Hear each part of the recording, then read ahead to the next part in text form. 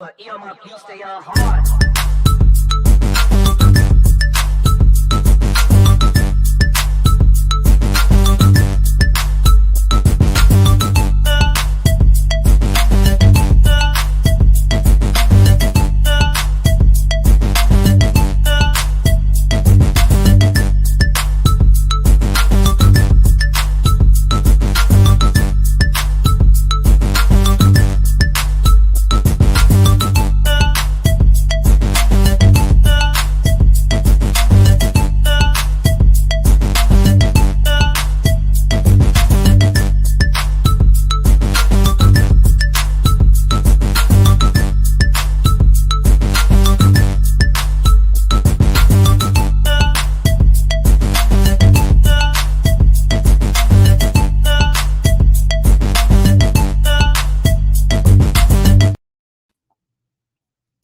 Hey, what up? Good evening, everybody. Welcome to another episode of the BCSN SportsWrap, the longest-running HBCU sports-themed talk show on the interwebs. My name's Bryan Fulford. That's A.D. Drew, and we got another good show for you tonight as we're getting ready to recap.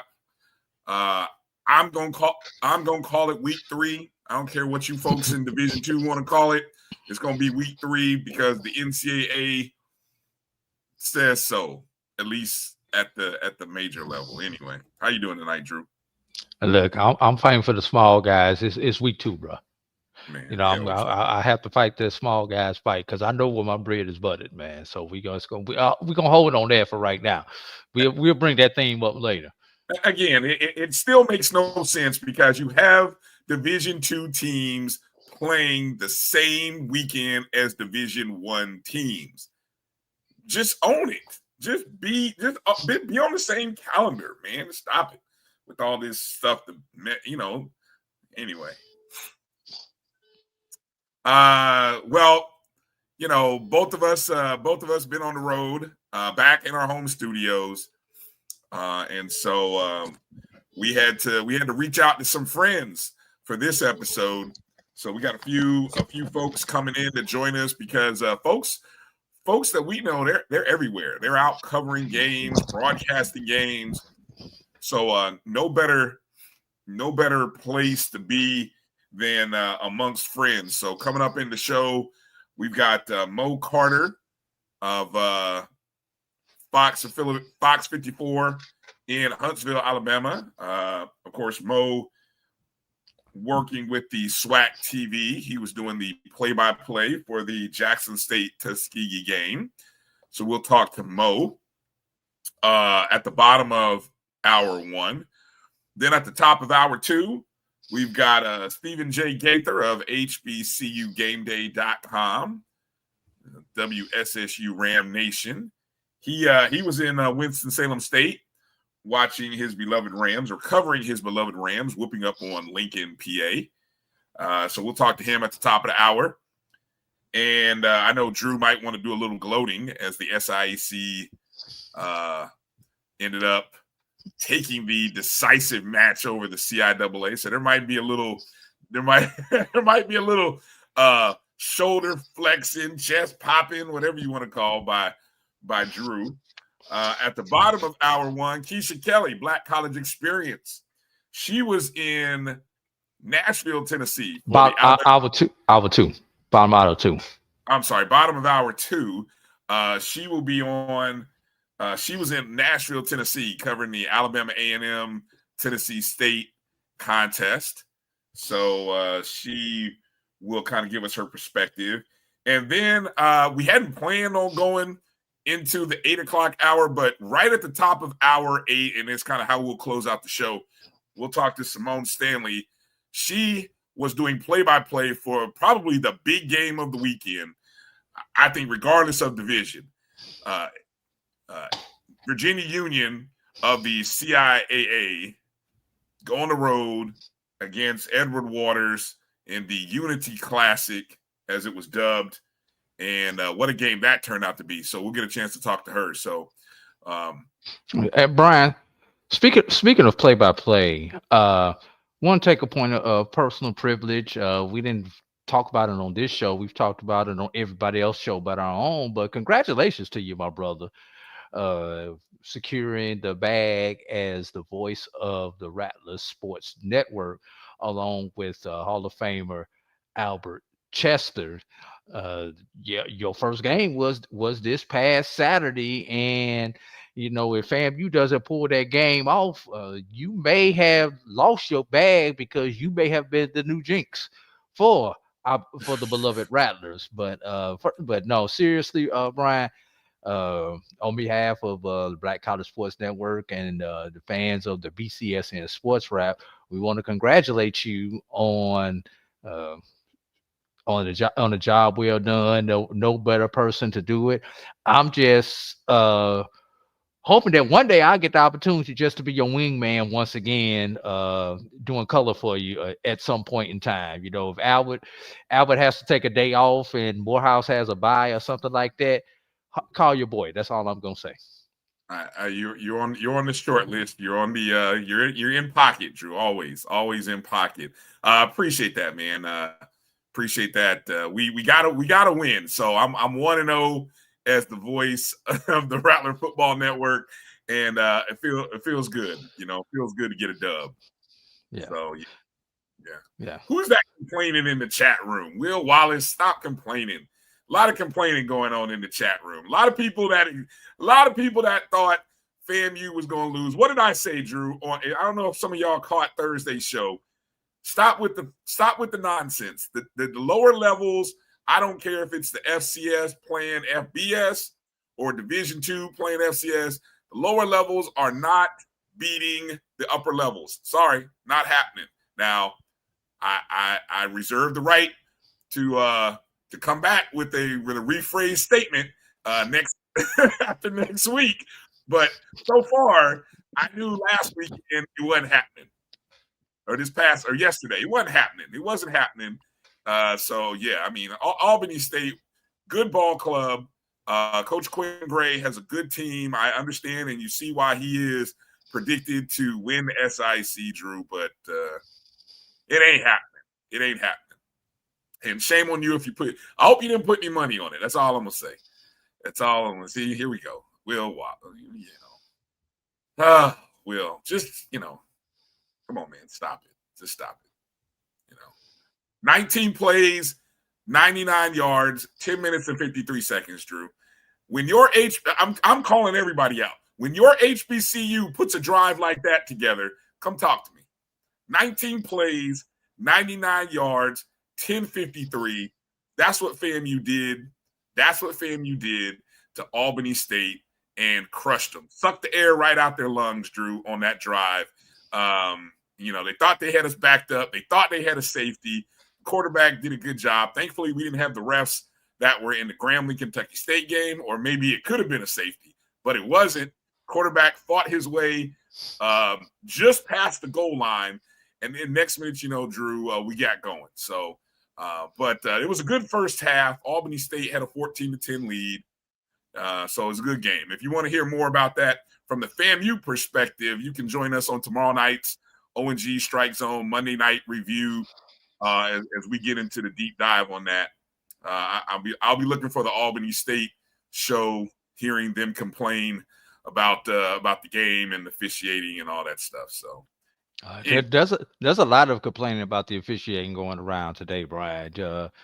Just so you know, and since you kind of gave a recap of the game that you were at, I'll go ahead and give a recap of the Howard Morehouse game. And for those of you all who look at the final score of the Howard Morehouse game, don't let that score fool you.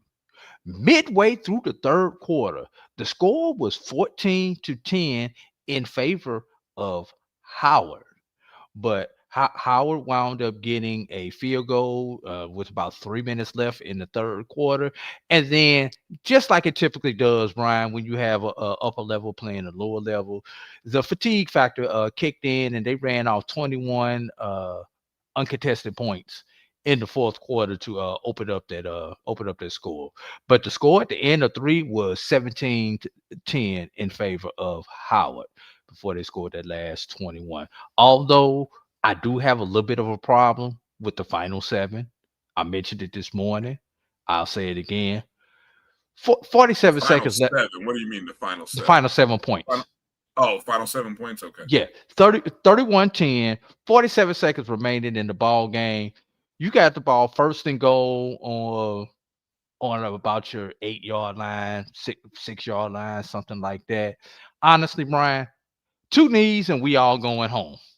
But no, somebody wants to hand the ball off to the running back another time, and there's another touchdown. Of course, now you got to take the time for the PAT. Now we got to take time for another kickoff.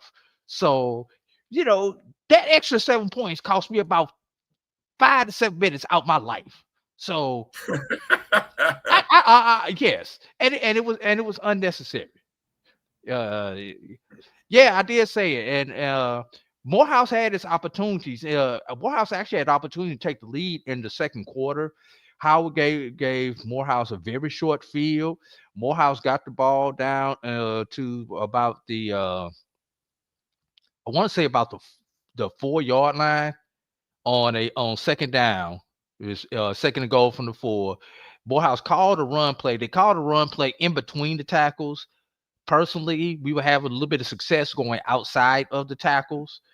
And Howard snuffed the play out in between the tackles for about a 3-yard loss, brought up a 3rd down. Morehouse was unable to convert on that 3rd down. So instead of getting that touchdown, they have a field goal attempt.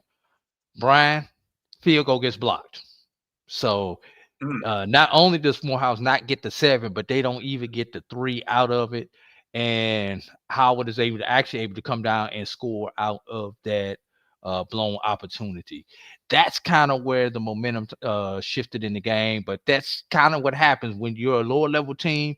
You cannot give up opportunities like that when the higher division opponent gives you such a short field. So, you know what I always tell you, Drew, when those kind of things happen. Now I don't know if this applies in this case because you had a D2 playing a D1, but if I was sitting here looking, trying to see if I could find a point spread, but it sounds real convenient. That 28 points, that's an awfully nice number there. They were sitting on 21, and might have been some Howard backers had already gotten the word in the coach and say, hey, Coach, we need to make sure we win this by 4 touchdowns. Brian, we know there was no line on that game. First of all, I just want you to know that there might have been some personal stuff on it, but wasn't no line. There was no line on that game. Publicly, yes, right. Publicly, there wasn't a line, but somewhere, somebody put a line on that game somewhere. Right. Chuck Hunt, that player that you talked about, his name is Sean Johnson. Coming into the week, he was number 3 in Division-II in tackles. Number 20 for Morehouse. He added another 10 tackles to his total after Saturday's games. We'll have to wait till Monday to see where he ranks at in all of Division-II. He was leading the SIAC in tackles. And like I say, he was number 3 in entire Division-II in tackles. So thought he should have won Player of the Week 1 when we played Johnson C. Smith, but they didn't give it to him. He is the nominee for Player of the Week once again for Morehouse. Let's see if the powers that be vote for him. I was just doing a quick look and see if I could find anything on that game, but I digress. I'll step away. But anyway, I'll tell you, just never be surprised. Can I Blue Jacket? Albany State does have women's soccer. So what are we talking about? No, they're talking about Albany State not having a kicker. I was like, Albany State does have women's soccer, but Albany State's women's soccer is not a good program. Why are you talking about Albany State not having a kicker? What did I miss here? When a couple of times they thought Albany State should have kicked the ball when they went. I know there was one time where they went for it on 4th down, like just outside the 20, where normally you would possibly take the 3 right there, but Albany State didn't have a kicker, didn't have confidence in the kicker. Yeah. you know, at the point that I think you might be talking about that point in the game, you're down touchdown. Again, Florida A&M down 14-10, got the ball to start the third quarter, start the second half.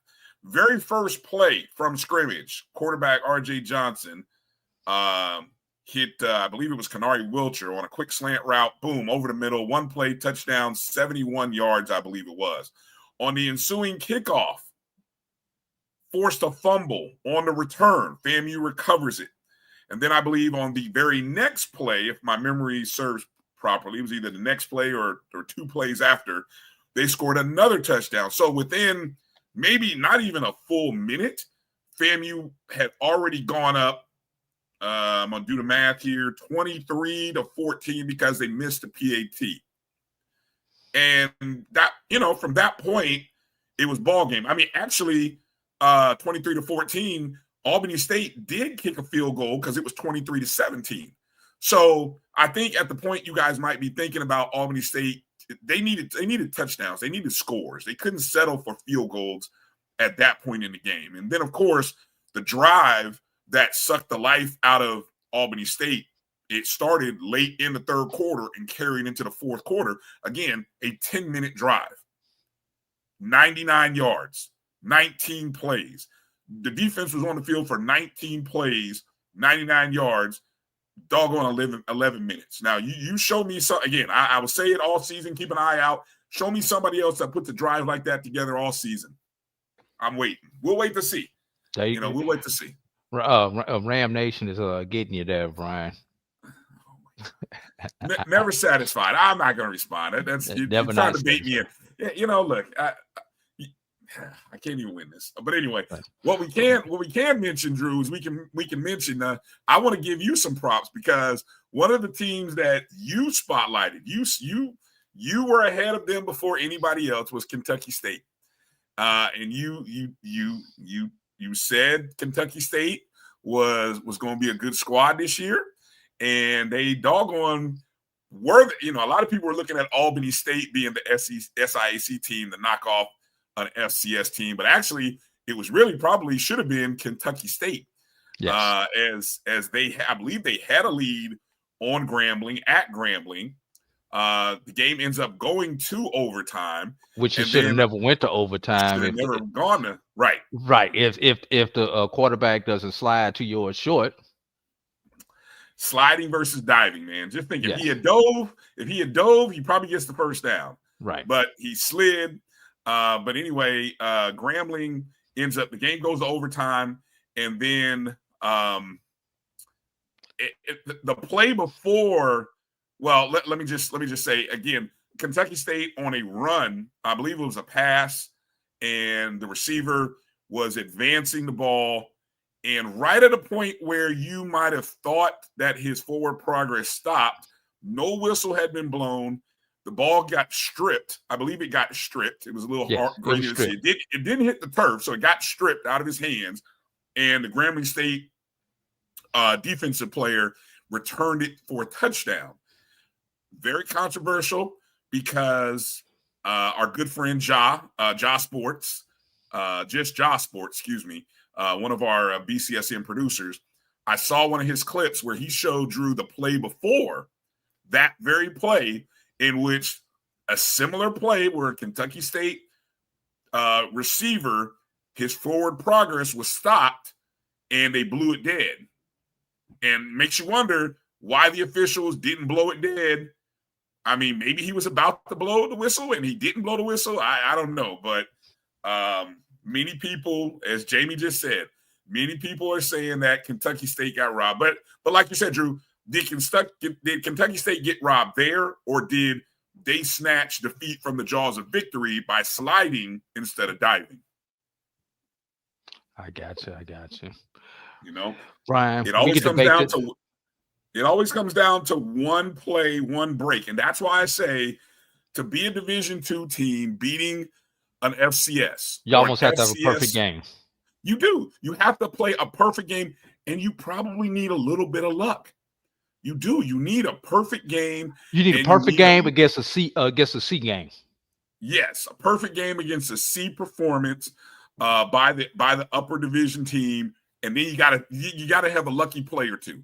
Exactly. And unfortunately, that didn't happen for Kentucky State. Right. But they're on the radar. Look, I just want to thank, as we get ready to go to break, I want to thank the Edward Waters Tigers for getting football back where it should be. After the blip on the radar last year with the CIAA going 6-0 against the SIAC, football is back in the conference where it's supposed to be. 6-0? What are you talking about? 6-0? Whoa. It was 4-3 if I'm not mistaken. Last year it was 6-0.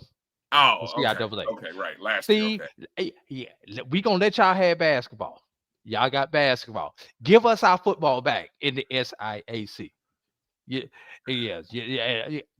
Hey, put the graphic up, Drew. Hold on, I got the graphic. Hold on.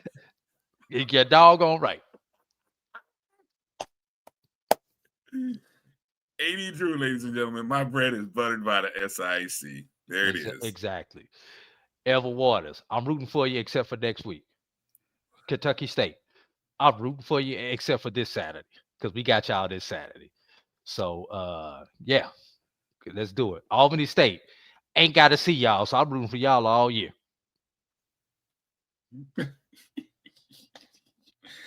Oh, man, good stuff. Lots of stuff. Good stuff, man. Edward Waters, program-defining win. Edward Waters is on the map, and they come into Daytona Beach next week. Sound the alarms. Put the women and children to bed, Daytona, because here come the big bag Tigers, boy, coming down I-95. Gonna look like Black Beach Week again. Exactly. It's gonna look like Black Beach weekend. Hide the women and children in Daytona Beach because Edward Waters is coming, and they coming to rob, steal, and loot over there, boy. I tell you what, they coming hard. I can't wait to see what they bring as the return of Brian Jenkins to where he basically put Bethune on the map. He's coming home. Watch out, Bethune. Watch out, Band Talk. Here comes your boy. He's coming. Can't wait for that one. Let's take that break, Drew, because we got Mo Carter waiting, and we want to get to Mo, talk a little bit about that JSU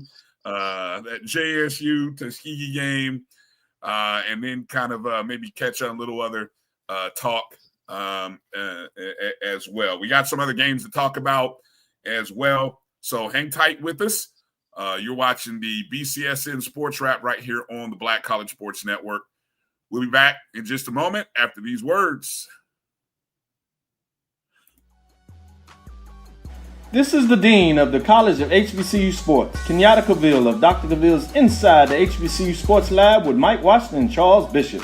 Come mix it up in the lab where the course lecture is in session every Tuesday from 6 o'clock p.m. Central Standard Time on Facebook Live, YouTube Spreaker, or the BCSN app, as we discuss all things about the HBCU sports culture, including exploring the week that was in the sporting HBCU diaspora, as well as the upcoming week of HBCU sports. With me, the Dean, the College of HBCU Sports, on Dr. Cavill's Inside the HBCU Sports Lab with Mike Washington and Charles Bishop. Course lecture dismissed.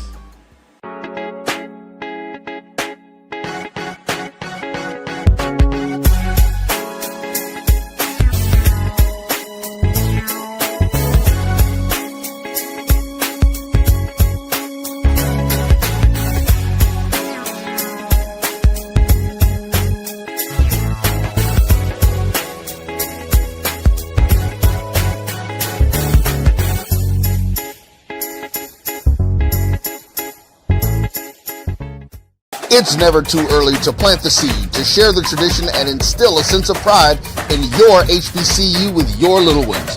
HBCU Pride and Joy Children's Boutique helps you share your school spirit with a wide selection of adorable kids apparel and accessories officially licensed from your favorite HBCU.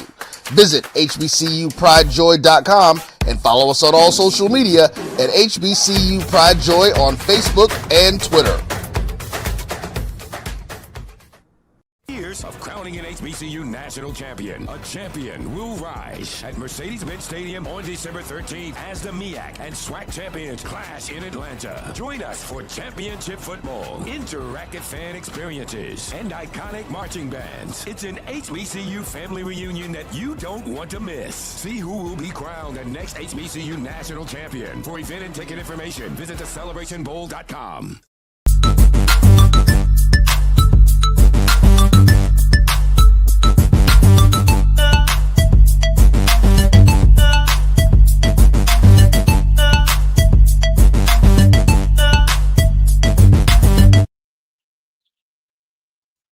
All right, welcome back to the BCSN SportsWrap. Brian Drew, and joining us, good friend Mo Carter, sports director, Fox 54 in Huntsville, as well as SWACTV play-by-play.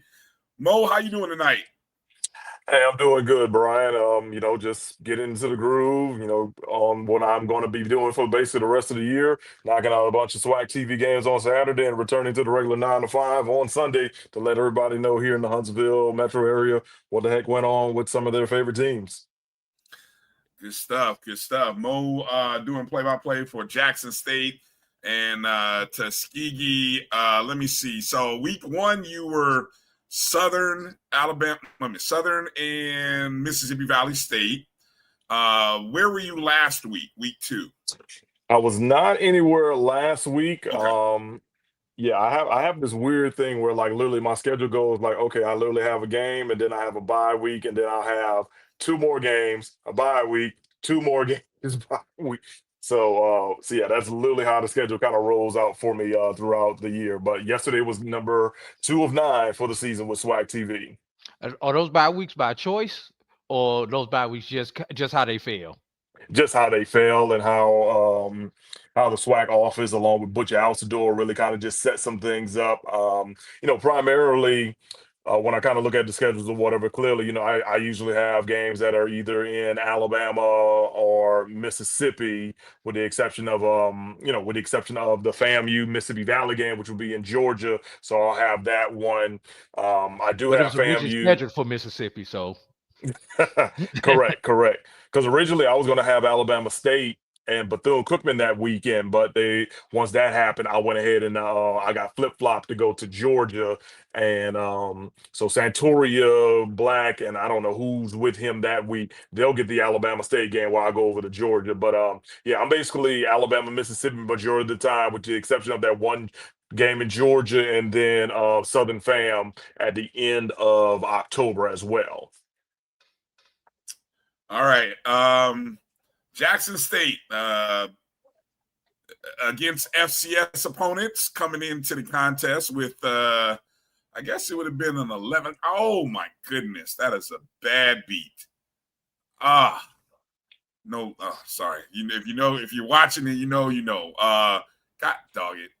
Anyway, sorry about that, Mo. Very You're good. Of me. You're watching TV and talking to Mo Carter.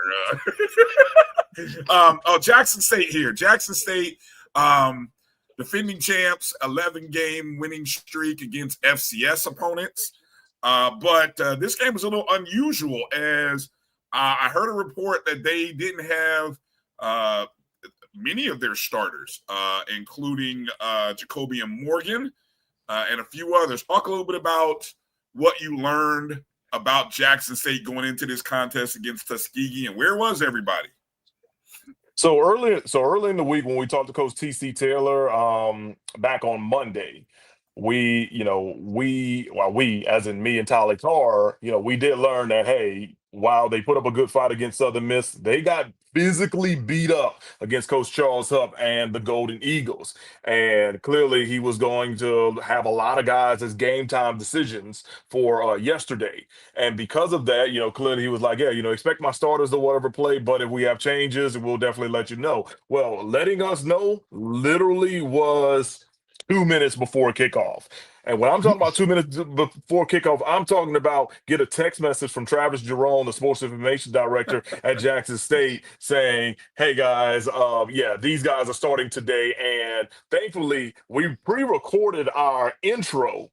So while the intro is being played, I'm looking at my phone like, okay, as soon as kickoff comes, we're going to have to share with everybody that this is happening, and this is happening. Luckily, we got a few more minutes because Jackson State deferred to the second half. So Tuskegee got the ball first. But as soon as Jackson State came out onto the field, we're like, hey guys, we got breaking news because Jacoby Morgan will not be playing today. Instead, Jared Lockhart, the true freshman from out of Charlotte, North Carolina, is leading the way, along with a couple other guys that you may kind of start to wonder, who are these guys? But clearly, it was a decision that was kind of just made late in the process, and that's what TC Taylor and company went through. And let's just say this, in the next man up mentality, Jackson State did a pretty good job of things on yesterday and practically controlled a lot of the game.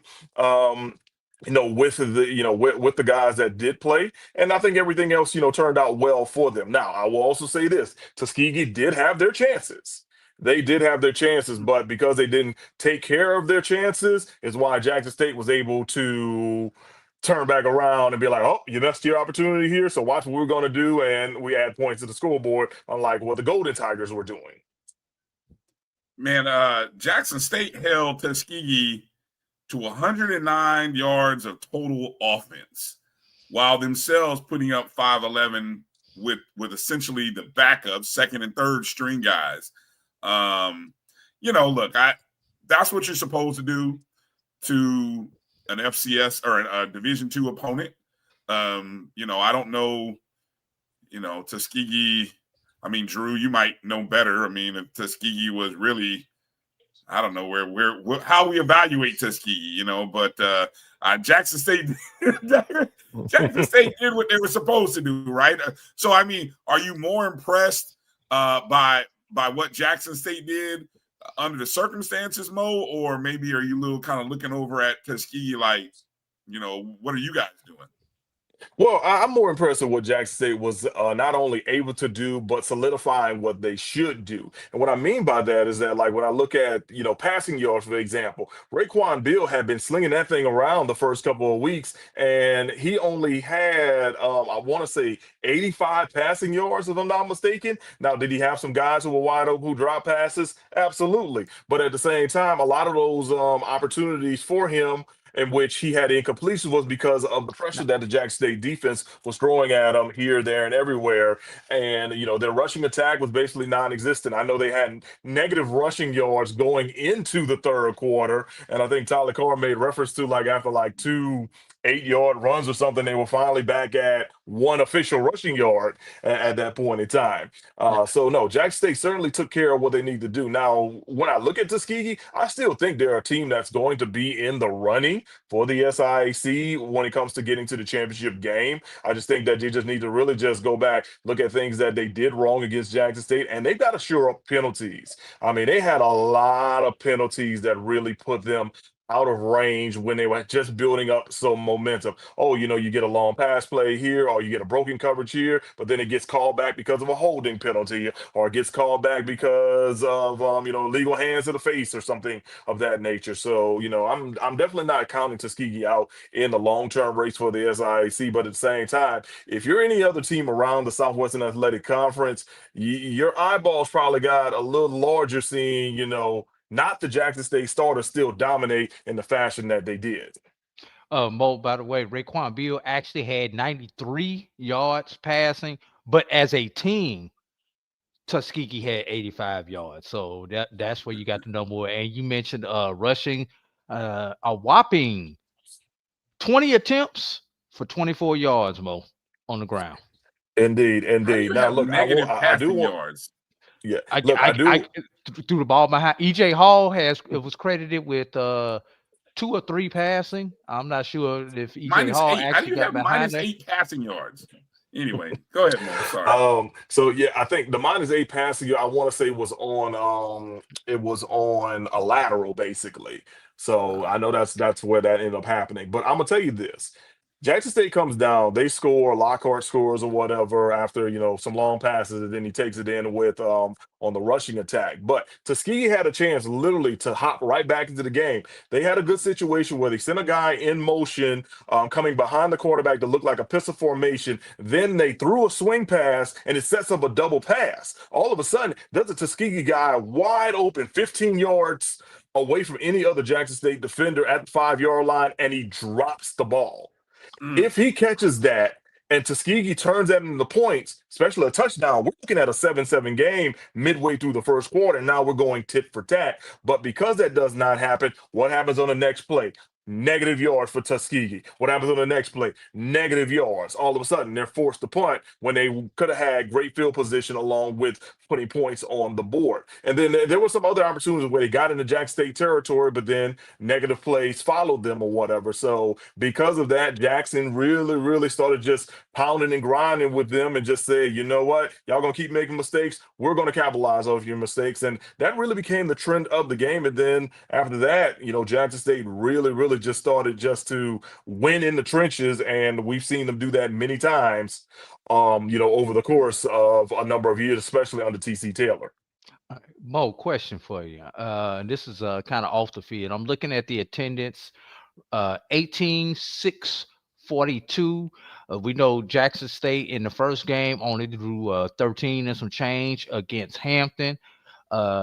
The one, just the atmosphere there in Veterans Memorial Stadium. How much of that 18 was Tuskegee? Was a Tuskegee bump in the crowd?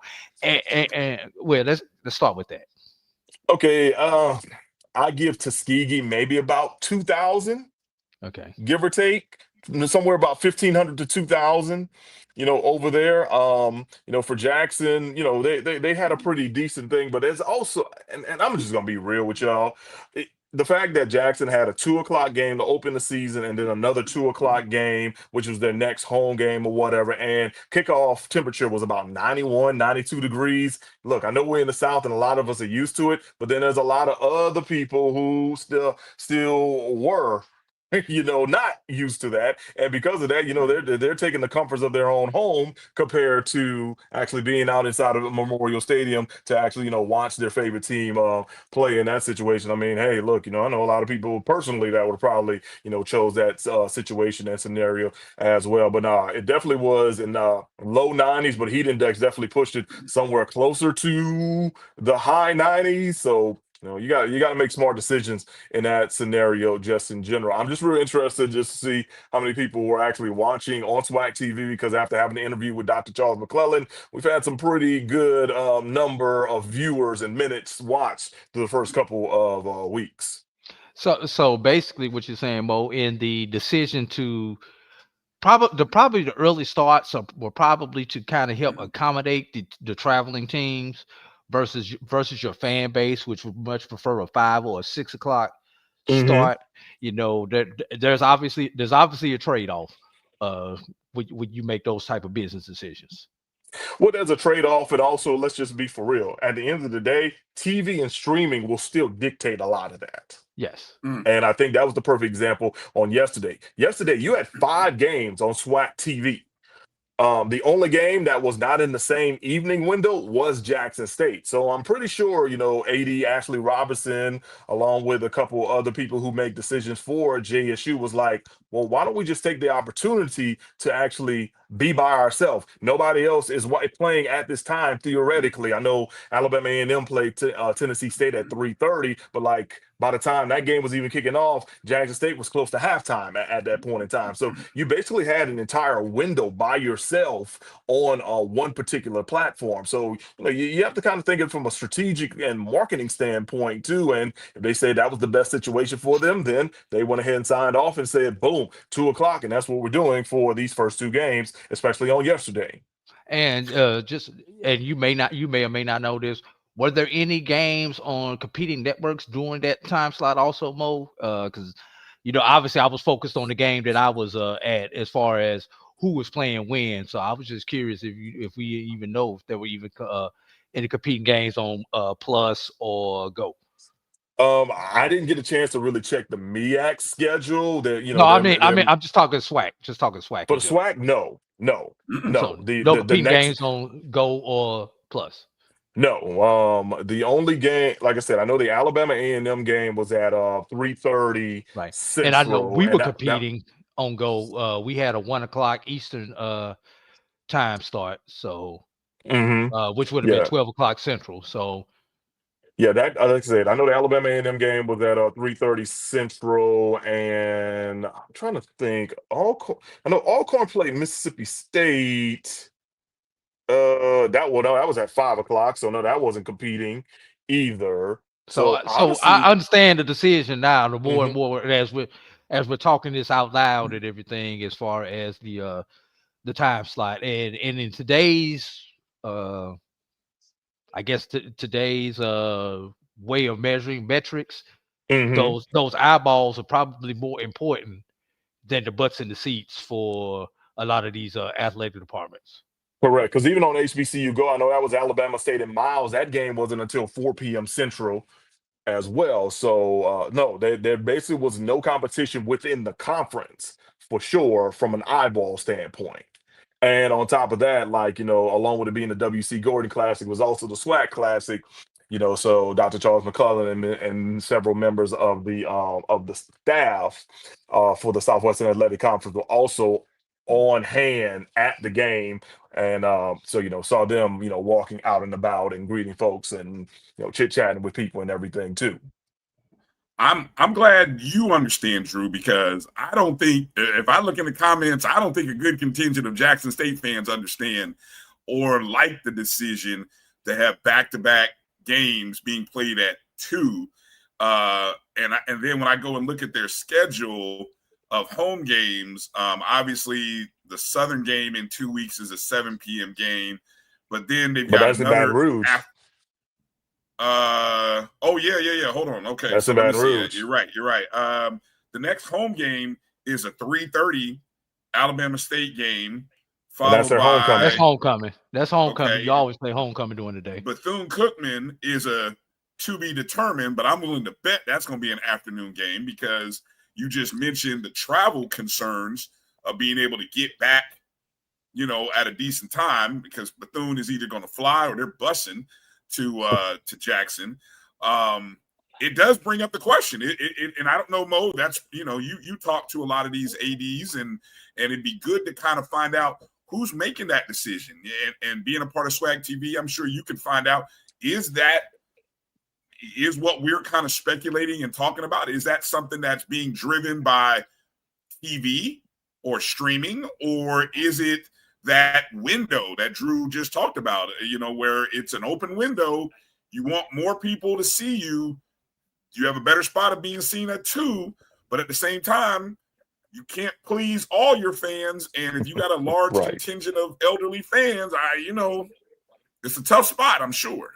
So No, it certainly is. I mean, the schools, more so the athletic directors and other athletic individuals in charge, they typically will suggest times, and not saying that those times are going to be, glued or be in cement, but streaming and television can turn around and change those times as well. You'll notice there's going to, as you get later into the season, you'll notice that there's going to be, a number of weeks where you got staggered times as well when it comes to what's happening within the Southwestern Athletic Conference. Perfect example, October 25th. Let me pull that schedule up real quick. There's a particular reason why that day you got things that are staggered. Week 9, if I'm not mistaken. All right, so check this out. All right, October 25th, you got Alcorn State playing host to Mississippi Valley. That's going to be on SWACTV. I think that's Alcorn's homecoming. Prairie View is also taking on Lincoln at 3 p.m. East. All these are Eastern times. UAPB and Bethune-Cookman are playing at 3. But then after that, check out the staggers. You got the Magic City Classic, which will be 9 times out of 10 either on ESPN Plus or ESPNU. That game's at 3:30 Eastern. Then you got the primetime SWAC TV game, which is Florida A&M at Southern. That game is at 5 p.m. Eastern. And then on HBCU Go, you got Grambling State and Jackson out there in Vegas. That game will be at 6 p.m. Eastern. So you kind of see how the staggers go or whatever, because you want to kind of make sure you got your eyeballs here, but then you want to make sure that people stick around or whatever. And I can tell you that's a perfect example of how you can kind of have a staggering thing. Now, does it work like that every single week? Absolutely not. not. But, it just goes back to the schools kind of suggesting the time to the conference, then the conference turning around, talking to their media partners, ESPN, HBCU Go, first and foremost, so 1 and 2, and then after that, turning back around and be like, all right, how do we fit things in when it comes to SWAC TV? So, yeah, man, media and streaming and television are definitely big enhancers when it comes to, well, not big enhancers, big influencers when it comes to certain time periods. I wouldn't say it's 100% the case, but it's a large majority in those cases. Gotcha. Mo, let me get you out of here with this. 3 weeks into the season, so we're right at about the first quarter mark. I know it's early because you got SWAC schools that have played lower division, upper division, so they've been all over the place. Very few SWAC v SWAC games. But who are maybe 2 or 3 teams who have impressed you the most in the SWAC thus far? So, I've been impressed by what Jackson State has been able to do, whether it's their first team or their second team. That's hand in hand. Alabama State continues to look pretty good. I mean, Mr. Body, as long as he stays healthy, they are going to be a force to be reckoned with. And, if it's Eddie Robinson Jr. as your coach, you're going to have a pretty good defense. So I think those two things are working hand in hand. Why I think that October 11th battle between Alabama State and Jackson State may not be the game of the year, but it certainly could be a game changer if the Hornets are able to do what many people aren't expecting them to do down there on the road. So we'll just have to wait and see on that. And then I don't want to sound like a homer in any way, but Alabama A&M has really, really impressed me these last couple of weeks. I mean, the first week, yeah, you were at Arkansas, but they were in the game till about, 8-9 minutes into the second quarter. It was literally still a 1-score game, and their defense playing well. Last week against Alcorn, clearly it was more so of, all right, how do you stack up against, a team on your own level or whatever? And I mean, they answered the call. They jumped out early. Alcorn responded. They responded to Alcorn's things, and then Cornelius Brown, putting on the show. Then yesterday, they go to Nashville, beat Tennessee State in which I think was truly a statement game. Primarily, the offense did well. I think Brown had over 300 passing yards once again, but it was the defense that came up with huge turnovers and stops late in the game, especially a strip sack of the QB on what would have been a potential go-ahead scoring drive for Tennessee State. So, I mean, Coach Shade has really got the Bulldogs moving in the right direction. They'll take on Lane this week. But look, you're in a scenario where Alabama A&M could really, really be in a good spot. And I'm just going off of hypotheticals here, but if they go ahead and they beat Lane, they'll be 3-1. They travel to Bethune-Cookman, which is never an easy game, especially when it's early. But if they beat Bethune-Cookman, all of a sudden you're looking at an Alabama A&M team that is 4-1 going into the Gulf Coast Challenge against Jackson State. Bo, I got to ask a follow-up. I know that we were supposed to get you out. 2 quick follow-ups. Number one, and you're there in the Huntsville market. Did anyone honestly expect Alabama A&M to be this good this fast? Let's start off with that. In that area. Me personally, I didn't think it was going to be like this early. I looked at the schedule and I said, man, this is a challenging schedule. We'll just have to really, really take it game by game. And I don't really like to do that, but I actually had to do that in this scenario.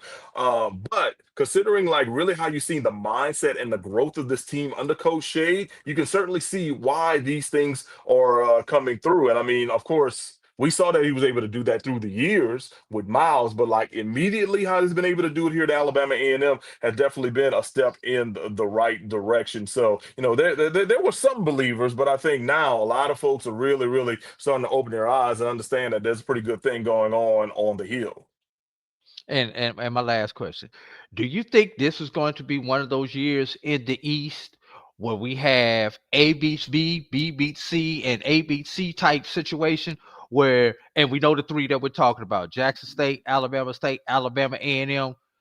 Everybody will beat up on everybody, and no one will go undefeated. But the losses amongst those teams would just be amongst those 3. Is this that type of year that we're looking at potentially? I think it's a good possibility. Look at Jackson State's schedule, for example. They have a bye coming up next week. Then they go to Southern. After they go to Southern, they go to Mobile to take on Alabama A&M before they return home to take on Alabama State.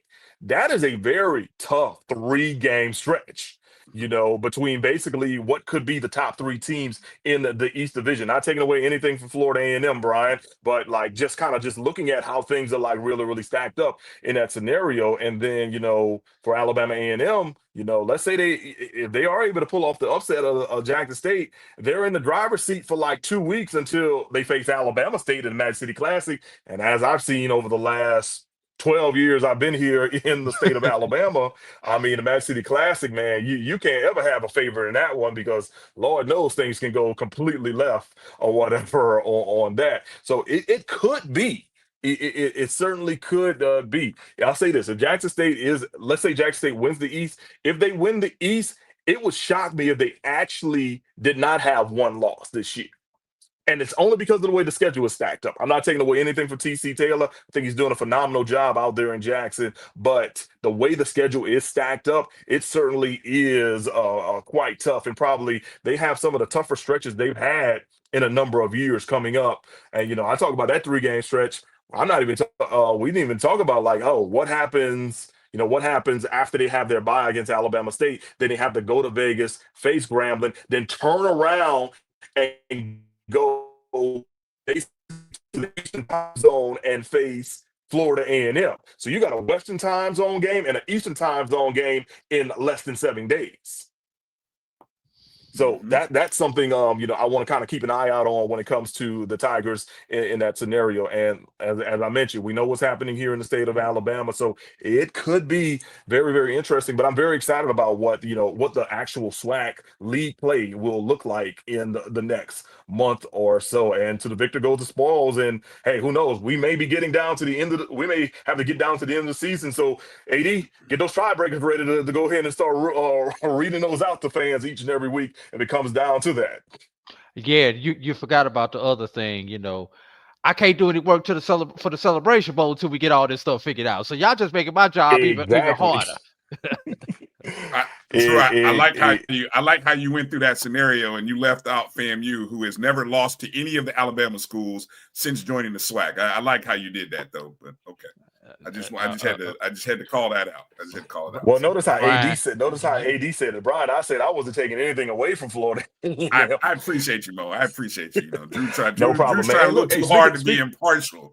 I've tried too hard to fam. You got to give me a reason to be partial. Oh, stop. Nah, I hear you. And also, Brian, too, look, I know I've sent it to you in the text in the group message, but congratulations on the new opportunity as being the play-by-play voice for the FAMU Rattlers. Thank you. I appreciate it. No problem, man. No problem. Yeah, as soon as I saw Vaughn Wilson posted, I'm like, oh, shoot, look at Brian. Trying to move up. No, I understand, man. So I definitely look forward to seeing you in Baton Rouge on October 25th, and then here in Huntsville, November 15th, if I'm not mistaken. Yeah, November 15th. Yeah. Be my first trip to Baton Rouge, so I'm looking forward to it. Definitely. I'll be hitting folks up like Carlos and you and be like, I don't know how much time and places I can get to in that little 24-hour window, but I'm sure as heck gonna try to get to as many Baton Rouge spots as I can get to in the time that I'm allotted. So we'll see. I got you. Just look, as long as you can get to either the Blue Stove for the chicken or Tony's for the seafood, you should be A-okay. Bingo. Gotcha. All right, Mo, where are you at next weekend if you're anywhere? Where are you? I'm right here in Huntsville for Alabama A&M against Lane. 6 p.m. kickoff on SWACTV. It'll be Tolly, Carr, and I once again. So we'll have that game to take care of, another SIAC versus SWAC matchup. Then I've got a bye week, as I call it, on the 27th before I'll be in A.D. Drew's neck of the woods in Atlanta, Georgia on October the 4th for the, am I correct, the Georgia Football Classic? Is that what they're calling it? Georgia Football Classic, exactly. We'll see you there. How you had a Georgia Football Classic at either one of the teams from Georgia? I'm going to leave that alone. Anyway, I'll be in Montgomery that weekend, Bo, or else I would catch up with you, man. I got you, man. Yeah, yes, sir. All right, Mo. Be well. Thanks for joining us tonight. Absolutely, guys. Y'all take it easy. All right. Appreciate you, Mo. Mo Carter, ladies and gentlemen. Appreciate Mo for dropping in to chop it up with us. Yeah, I was looking at something here.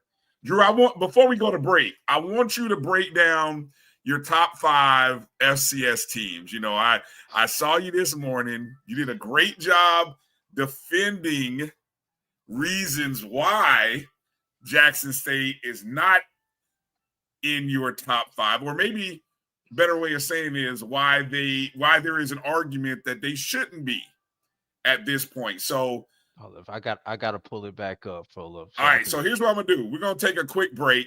I'm gonna give you a chance to pull yourself together. A.D. Drew's gonna give his top 5. Again, this is not the BCSN or the BCSN SportsWrap's top 5. This is A.D. Drew's top 5. It's backed by science and logic, ladies and gentlemen. So and he might hurt some feelings, but that's, you know, you guys are big. You're grown folks. You'll be okay. So hang tight. Right on the other side, we'll talk about the A.D. Drew top 5, and coming up a little bit later here, pretty shortly, Stephen Gaither will be joining us as well of HBCUGameDay.com. You're watching the BCSN Sports Wrap. We'll be back in just a moment. This is Brian Fulford. A.D. Drew and I are co-hosts of the BCSN Sports Wrap. We talk about all things related to HBCU athletics. From the games, teams, coaches, and fan interest stories, we cover it all. You can find our shows on Facebook at BCSN Sports Wrap, YouTube at MyJBN Online, and everywhere you listen to podcasts like Anchor, Spotify, Google, and Apple Podcasts. You can also find the show on the Jericho Broadcast Network's app. Make sure to download. We look forward to you joining the conversation and being a part of the show. The Cuvée Group is a Florida-based marketing and training consulting firm. We help businesses communicate to their target audience and engage them in conversation. We also help to expand their audiences, which will ultimately result in growth for those organizations. In addition to being a certified constant contact specialist, my colleagues and I are also certified in John Maxwell Leadership Principles. We use these proven principles to conduct workshops, training, and private coaching sessions for individuals and companies looking to take things to the next level. Contact us to schedule a free consultation. Issues today, don't delay, call Cuvée. For over 30 years, HBCU Image has been more than just an apparel store. We've been a movement, a statement, a legacy. We celebrate the pride, the purpose, and the culture that make historically black colleges and universities legendary. HBCU Image, a Kenny T's company. College football fans, a champion will rise in Atlanta on December 13th. MEAC champion, SWAC champion, the 10th Cricket Celebration Bowl, crowning an HBCU national champion. For event and ticket information, visit thecelebrationbowl.com. ESPN Events presents Red Lobster Band of the Year. Returning to Atlanta on December 12th, 4 bands will qualify for the big stage, where 2 national champions will be crowned. Follow us for rankings updates throughout the season, and join us on December 12th. For event and ticket information, visit bandoftheyear.com. When it comes to professional learning, teachers deserve better. From the leader in online learning, Stride brings you the Stride Professional Development Center, an on-demand library of mobile-friendly courses that gives teachers choice and flexibility, allowing them to learn anytime and anywhere. Our dynamic courses provide bite-sized learning and help educators advance their knowledge while also gaining professional development hours. It's time you take charge of your learning. Visit us today to get started.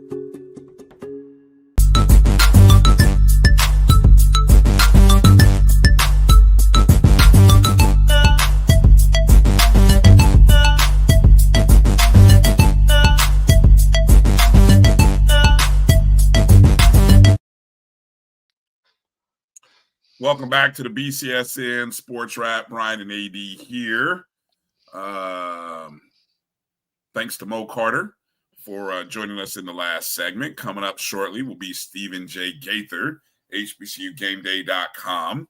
But before we get to that, Drew's top 5. You know, and the only reason I'm bringing this up because, you know, we just finished talking about, you know, Jackson State and you know, in many people's polls, Jackson State is number 1, but I'm starting to see some people out there that don't have Jackson State number 1, you know, and I don't know, this is just folk with their own personal top 5, you know, and I'm talking media folk, you know, people who cover HBCU football, but most of the polls that people pay attention to Dr. Cavill's Inside the HBCU Sports Lab, the Box to Row. Most of them all still have Jackson State number 1. Drew, go ahead and make the argument. Who is your top 5? Let me hear it. Okay, and I'm waiting on the slide to load from this morning from Dr. Cavill, and let me tell you what happened. What I said this morning on Dr. Cavill's show. All right, I gotta get to the right slide. I gotta load it. All right, here we go. This is Dr. Cavill's top 7. Now, mind you, 1 through actually this 7 right here is actually how I personally voted in Dr. Cavill's poll. This is exactly how I voted. But as this was on the screen, I just had an epiphany. Something I just started thinking. Damn, Jackson State, one win over D2. Alabama State, 2-1, 1 win over D2. Howard, 2-1, 1 win over D2. Dale State, 2-1, 1 win over D2. Go back to Alabama State, 1 win over D2, but they've played the best game against an FBS opponent. Central State, after defeating Southern in the opener, and Southern not looking like the Southern that we thought they were going to be, laid 2 eggs. So I just started thinking about it. I was like, strength of schedule. If I just base it on strength of schedule, South Carolina State is my number 1 because South Carolina State's 2 wins have come against FCS opponents. One of your teams must have just scored, Brian. You got to cut the camera off when you do that next time. Oh, I'm sorry. Yeah. Sorry about that. Using that logic, that makes Alabama A&M my number 2 team because both of their wins were against FCS opponents. So now you get down to your number 3. You can debate Jackson State 3, or do I go with Alabama State 3? Well, when you think about it, Alabama State has beaten a better FCS opponent and has a quality loss against a FBS. So using that logic, I make Alabama State 3. Jackson State becomes number 4. Now you debating Central, Howard, and Dale State. I leave Central at 5. Howard beat for what has been underperforming Florida A&M team thus far. Or do I value Delaware State victory over an underwhelming Norfolk State? Both teams have a victory against a Division-II. I'm still leaving Howard up there, 6, Dale State 7. There's another 2-1 team out there, Brian, that we have not talked about. That 2-1 team is Grambling State. Why is Grambling State not in this conversation, Brian, despite having the same record as everybody else on their screen? Because Grambling, you beat the crap out of an NAIA. Yeah. And they barely beat a Division-II. You went to overtime against the Division-II. Yeah. So that is why the G-men are not even in this conversation. So that's my logic. Like I said, I did not vote that. As I was thinking through it. Go ahead. What did you vote? What did you vote? What is your 5? Give me your 5. 5 to 1. What I voted is just like this on the screen. I voted exactly like this is on the screen. Okay. If I was to reevaluate it right now, I'd probably flip-flop South Carolina State and Jackson State if I was doing a week-to-week. If I was doing a traditional, you're number 1 until you're beaten, yes, I have to leave Jackson State number 1. But if I was doing just based on this 2025 season, I'm putting South Carolina State number one right now.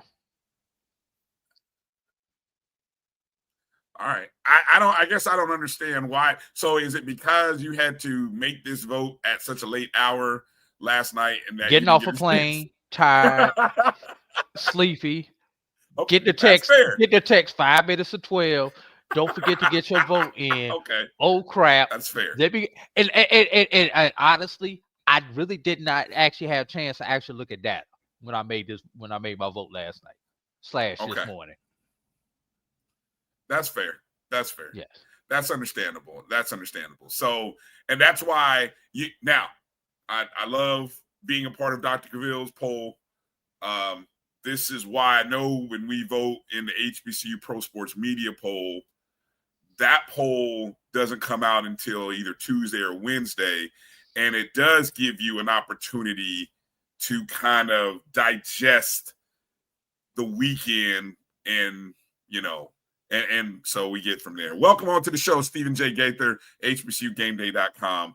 SJG, I know you were at Winston-Salem State, and I know Drew would like to run some SIAC, CIAA smack at you. But before we do all that, what's your thoughts on FCS teams? And I won't even take you as deep as saying your top 5, but maybe who are the teams that have impressed to date for you? I would say impress is a high bar for a lot of these. I'm gonna be real with you. Look, I mean, it's a short sample size. I know. I would say Delaware State. The way they played against Delaware. Their win against Albany, and then yesterday, they took care of business against Bowie State. So I would say I've been impressed by them. Probably Alabama State. Alabama State. And Alabama A&M. So, yeah, I think those, as far as like super impressed by, I would say those. Everybody else has kind of left some things to be desired at the FCS level for me. Also, while we're kind of talking a little FCS, we've seen some good starts here for not only Deshaun Jackson, but Sam Shade, Right. And even Mike Vick. They all got their first wins as Division-I coaches. I guess we got to throw Tremaine Jackson, a different Jackson brother. We have to throw him and Sean Gibbs, I guess. And Sean Gibbs, that would be his first Division-I. Yeah, first Division-I coach. So we've seen all that in the past 2 weeks. Right. Who has captured your attention, or as you gauge the reading response and you guys are putting stories out, which fan base or which stories are garnering the kind of attention that are kind of like, okay, I see folks are paying attention to what he's doing? Well, I think obviously Michael Vick. I mean, he moves the needle. That first game that they had, I personally was there at Towson, at the Towson game, and it was interesting. Just the way, again, having been to Norfolk State games for years, just the way that they operated totally changed when he's come there. I mean, you can't even really come and park on the campus unless you have like a pre-ordered pass. You pretty much have to public transportation in, which can make things a little bit tougher on visiting teams. That I got a whole story where I literally got, I got a story about that one. Maybe I'll tell that one another day. I'll put that on my YouTube channel. But okay. Yeah. Tag me so I can watch it. Uh-oh. Yeah. Uh-oh. It was I was gonna ever say, if you're going to cover Norfolk, the only way you stay, if you want an adventure, go to stay in Portsmouth. That's all I'm gonna say. That's the portal to the Twilight Zone. With respect, I love the 757, but man, that was what a night. Anyway, and I left with a citation, my first citation on 58 in 10 years. So I guess the game is the game. They caught me. But anyway, Michael Vick, the fanfare. I mean, 19,000 for the first game on a Thursday night. that Jackson State, I'm sorry, that Norfolk State, that Norfolk State Virginia State game is really kind of been, other than homecoming, that's usually their largest attendance, and they had 23,000 that night. So I think Norfolk, for the year they'll average like maybe 15,000 the last couple years, which is half their stadium, and most of that's usually on And homecoming. that's decent for FCS. No, it is. It is decent for FCS, but the thing about it is they've got a 30,000 seat stadium in most games, especially when you talk about MEAC play and it starts to get a chill in the air and they're not doing good. You're lucky to get 5,000 in there. Yep. So all of that to say, what they've done in the first 2 home games to be averaging over 20,000 is pretty good. I mean, I'm not saying that they're gonna, beat JSU in the attendance race or some of the other folks in the SWAC, but if they're competitive, they're just because of given the size of their stadium and the energy that Michael Vick has brought to that region, there's a good chance that they could be in the top 5. So we'll see.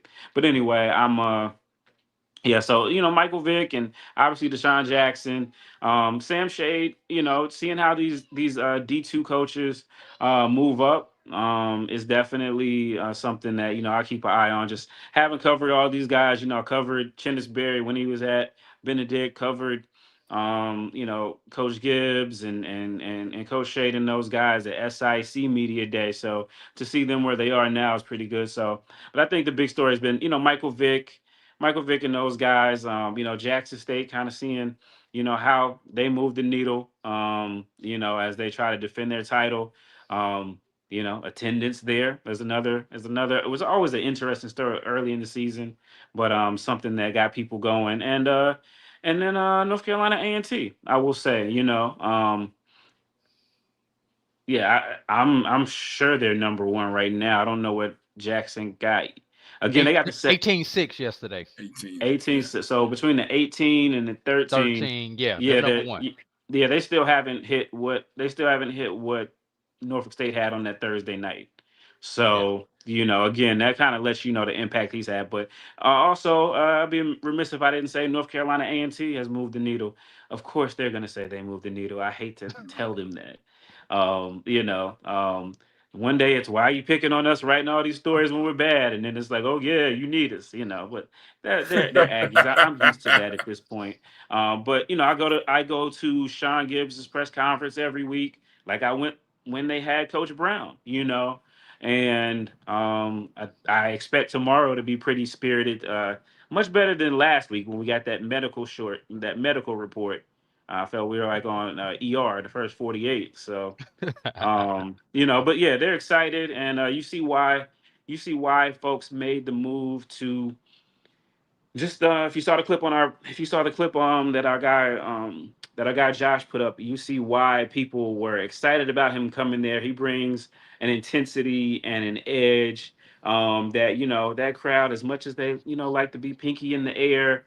They like that type of stuff. So, what was that? What was that? I saw that. I commented that the chicken looked spicy after. But I mean that was very odd to hear a coach. Who was he directing those comments towards? The Hampton bench or the crowd? From what I understand, and this again, I was 45 minutes down the road at Winston. But our guy Joshua, who he got the great highlight package up on YouTube. It's 13 minutes long. Go watch it all. But I think what I was told from folks was that after the game, there was a decision made not to shake hands, and which being down on the field after the game, sometimes when the game is super chippy, that does happen. It literally happened at the Lincoln WSSU game that I was at last night, where it was like, hey, it just kind of the way the game went. Sometimes they just decide, hey, you walk your way and I walk my way. So I don't know the particulars, but I do know that from what I understand, there was a decision made not to shake hands, and so but when did they make that decision? I'll ask tomorrow for sure. Did they make that decision in the moment or before the game, or it's like? I think again, being getting a chance to be down on the sidelines, you see a lot of things, and you just kind of feel the energy of a game. And I think it's just a thing where it's like, you know what, we're not even going to bother because this could get crazy. It doesn't happen all the time, but sometimes it does. Sometimes it's a matter of trying to. Sometimes it's a matter of trying to keep things from happening. I mean, I was on the field at North Carolina Central and Howard last year, and then I was on the field and then a day later, I was on the field at Virginia State and Virginia Union in the CIAA championship game. So I got you. happens. I guess. Steve, Yeah. Steve, question. What's up? And you're probably thus far one of the few people who've, or at least who I have talked to, who've actually done both. You've covered Vick since he's been at Norfolk, actually in person, not just from afar like I Right. have. And you actually covered Prime when he was at Jackson State. Just kind of compare and contrast the two in their infancy. Going back to year one with the two, where Vick is now compared to where Prime was then, and the hype around Norfolk versus we know Jackson State is a different type of hype. So just kind of compare and contrast the two for me. Yeah, I would say it's definitely very much different. I mean, if you just look at the personalities of the two men and their stories, obviously Dion, we've known what he's been him since he was at Florida State, and like literally that's the first era of football that I realized. So we all know what Coach Prime, what Deion Sanders brought on the field.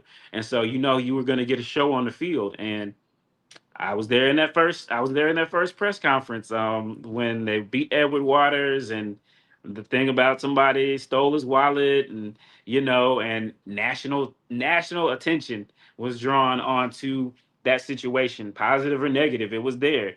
And so I think Michael Vick, given, you know, who he's always been, is kind of, especially post Atlanta Michael Vick, mature Michael Vick, with everything he's gone through, he's had to go through it. He's just had to walk a really, I don't want to say walk a fine line, but he's had to walk a fine line to rebuild his image and who he is. So he's just very laid back, appears very laid back, very calculated, and that, I think that vibe resonates for sure. Also, again, like you say, Jackson State, obviously they have, just a past and a brand and a fan base that is rabid, with all due respect. So, it's an intensity that's there. And I think that Deion Sanders felt that he fed off that. And it was really a perfect match in a lot of ways until it wasn't. But I think even when we look back on that, it was a perfect match. So Norfolk is a bit different. It's a little bit different. It's a basketball area, even though they got a lot of football players. The fans kind of the fans sit on their hands a lot more than they do down at Jackson State. You're not gonna see a lot of folks out there waving. You know what I mean? It's just a different vibe too. So, I think it's kind of been as I would expect for both of them. But I mean, I think both of them get attention in their own way. But Deion Sanders just is a magnet. He's a magnet for attention. He's a walking, talking promotion. And no matter what, the world is going to see. I mean, even with what he's gone through with the cancer recently, he put that on display for the world to see. And Michael Vick, he's a little bit more close to the vest and things like that. I will say, being at the first game, I did notice that, obviously Coach Prime had been a coach before, and, he knew all the head coach things to do. I think Michael Vick in game one for sure, I think he was still feeling his way through that. Again, they had first take on the campus early in the day, and then they don't play until night. So there was a lot. I think it was a lot. I think he said he had some jitters, but I think he'll grow into it and figure out his style. So yeah, that's kind of the difference I would say so far. And he All doesn't right. have a Shador. Well, that part, That's the biggest one. That's the biggest part. Yeah, you don't have a So he's got to recruit his Shador. Yeah. and NIL hit your door. So, it's we're all I'm gonna say is we're in a different era of college football, even for HBCUs now, where people are getting money, and investments are made in players. So, there's a lot. It's interesting. The best NIL Shador had was in his own house. Right. Yeah.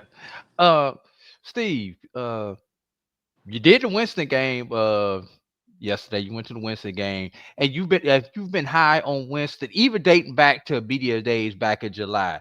You were telling people don't sleep on Winston. So, with 3 games under the belt now, you've got a little bit of data. Why should we buy Winston at this point? All right. Well, first, I'm gonna say, was I high on them? High is a little bit. I think that's a little. I don't know if that's completely accurate. Okay. What I said was it was championship or bust, and Coach Massey repeated that, and I believe that mostly because last year they had a 7-3 record. They lost to Johnson C. Smith and Virginia Union, the top 2 teams in the CIAA, and they had a close loss to those guys over in Greensboro. So 7-3 was good, but WSSU, like Tuskegee, used to winning. Haven't gotten to the CIAA championship game since 2016. Coach Massey's been there first as the interim and then as the head coach for a number of years. And so I said it's championship or bust, where if you don't win a championship, it's time to go in it's time to make moves. So, and lo and behold, first press conference, Coach Massey says championship or bust. So, and what I saw last night, now that first game against Tuskegee, it brought back the feeling of okay, if it gave me the vibes that I got against Johnson C. Smith last year when the offense was just stagnant. They were too conservative, and I felt like they probably the talent gap wasn't as big so much as they kind of coached themselves out of it. But and then they had to come back win against Morris Hill last week. A lot of people didn't pay attention because it wasn't an HBCU thing. But on the road, at a PWI, I'm not gonna say it was a super hostile environment, but they didn't invite our band. They are one of the top teams traditionally in the SAC also. Yeah, so they had again had some of the same things that bothered me last year and bothered me against Tuskegee, the inability to sustain drives, needing to have the defense set them up on the offense up on with good field position and failing to make those drives. But in the second half against Morris Hill, they came through and did that a couple times, including the game winner. So I think everybody got the confidence. And then last night they took on Lincoln, and Lincoln is a perennial bottom feeder of the CIAA. No disrespect, but they generally are. Virginia State, Virginia Union, Bowie State. Every year at the end of the year, they go to Lincoln and they pad their stats. Well, WSSU offensively, again, Coach Massey is a defensive guy, former defensive back in the NFL, really great defensive back. He's a defensive guy, and sometimes there has been a lot of conservatism on offense. We feel like we live in a red state. We know we're the Rams, so there's a lot of conservatism on offense. But I think he talked all year about how Dalen Lee was one of the best quarterbacks coming back in Black college football. After that Tuskegee game, we weren't sure if he was going to kind of rein back in on that. But last night they put up 51. Dalen Lee was, I think, he was 15 for 17, 251 yards, 4 touchdowns in the air and 1 on the ground. He looked like the preseason all CIAA. So, so it was a good win. It's what you're supposed to do. If you want to be a championship team, you have to beat a team like a Lincoln in that manner. So I think, they got Virginia State coming this weekend in another one of those CIAA games that is going to count for the Rams, but not for Virginia State. Wait a minute. I thought they had fixed all that stuff this year, where all the schedules were equal. That's ridiculous. So because you guys know they make the schedules they make the schedules conference-wise years in advance. They decided to go to 8 games in the conference. I think 2022 was the first year because before that they did 7. Right. So St. Aug was there. Then St. Aug drops out, and so everybody in the South plays St. Aug traditionally. But then when they leave, that makes a hole on their schedule. And so, to compensate, people are playing up, you're playing your other games, but not everybody in the old North played St. Aug. So anyway, so basically only your last 7 CIAA games count. So yesterday didn't count for Winston-Salem State in the CIAA, so if that didn't count for Winston-Salem State, but this week will count for WSSU. It'll count for Johnson C. Smith. It'll count for, so if Johnson C. Smith beats Virginia Union, it will count for Johnson C. Smith a win. It will not count as a loss. So, yeah. So, but their Lincoln game will count. Their Bluefield State game will count. So, it's the unfortunate byproduct of where they are for the teams in the South that are really good and competitive. So anyway, Winston hosts Virginia State next week, and then go up to Bowie, and then they host Virginia Union. So they finished 2 out of 3 last games last year on the road for those. So we'll see how they do this year. But that's usually the Legion of Doom in the CIAA. If you can get past. If they can get past those, if they go 3-0 from that, then it's just don't you're still not out of the crap water on yourself because you still got don't pull a Johnson C. Smith, right? There you go. Don't Well pull a said. Smith. So yeah. We'll see. But I think last night was encouraging, and I think the top it's going to be really interesting with Union falling last night.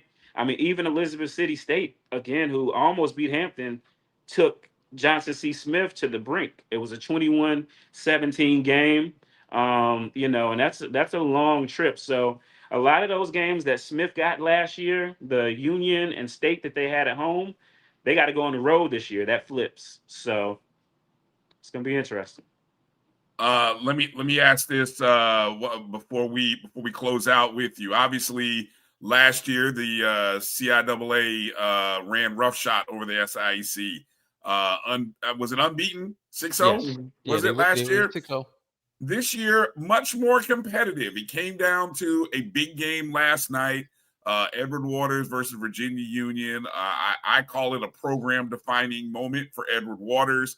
They get a close win, but the series 4-3 in favor of the SIAC. What's your angle, your viewpoint on that series? And I love it, by the way. I think it's great to kind of talk about. I'm glad we and your show and other shows are talking about it, because I think more interconference conversation and games helps draw attention to the sport. But what's your take on whether it be that game in particular or just the 7-game matchup between the two conferences? Yeah, I think, you got to look at Virginia Union. And again, I talked to Dr. Parker back in July, and he talked about the folks that they lost. And obviously, mostly in the transfer portal, obviously we knew Jada Byers was not coming back. Thank the Lord for most CIAA teams, so, but, there you got Curtis Allen, but so they replaced him, but there were a lot of other guys. That's a lot of guys. That's a lot of key pieces to replace. And I think the thing over the last couple years that has made Virginia Union turn into the program it's been is because they were able to hold on and develop a lot of their guys, even in this transfer portal era. But this year, a lot of that's gone. So a lot of these guys are guys who have maybe been on the team, but now they got to step up in a whole new role. And so, they were able to make easy work of Miles. But we know they're in a rebuild job as well. They just didn't keep the same coach. So, they went down to Florida, took that L, and so they've got to, they've got some things. Again, there's no time for them to rest because they got Johnson C. Smith coming this week. They'll be in Bowman Gray in a couple of weeks. But I think, they're still going to be a really good team. But I think again, I think it shows the evenness of. I think it shows where the conferences are right now. I think there's it's close. It's been closer than last year for sure. I think we'll know at the end of the season, kind of really be able to take stock about it and see how much who's where at the end of the season. But SIC, Drew got his bread buttered and all that. He got his SIC butter going and all of that stuff. Yeah, I made that just for him. So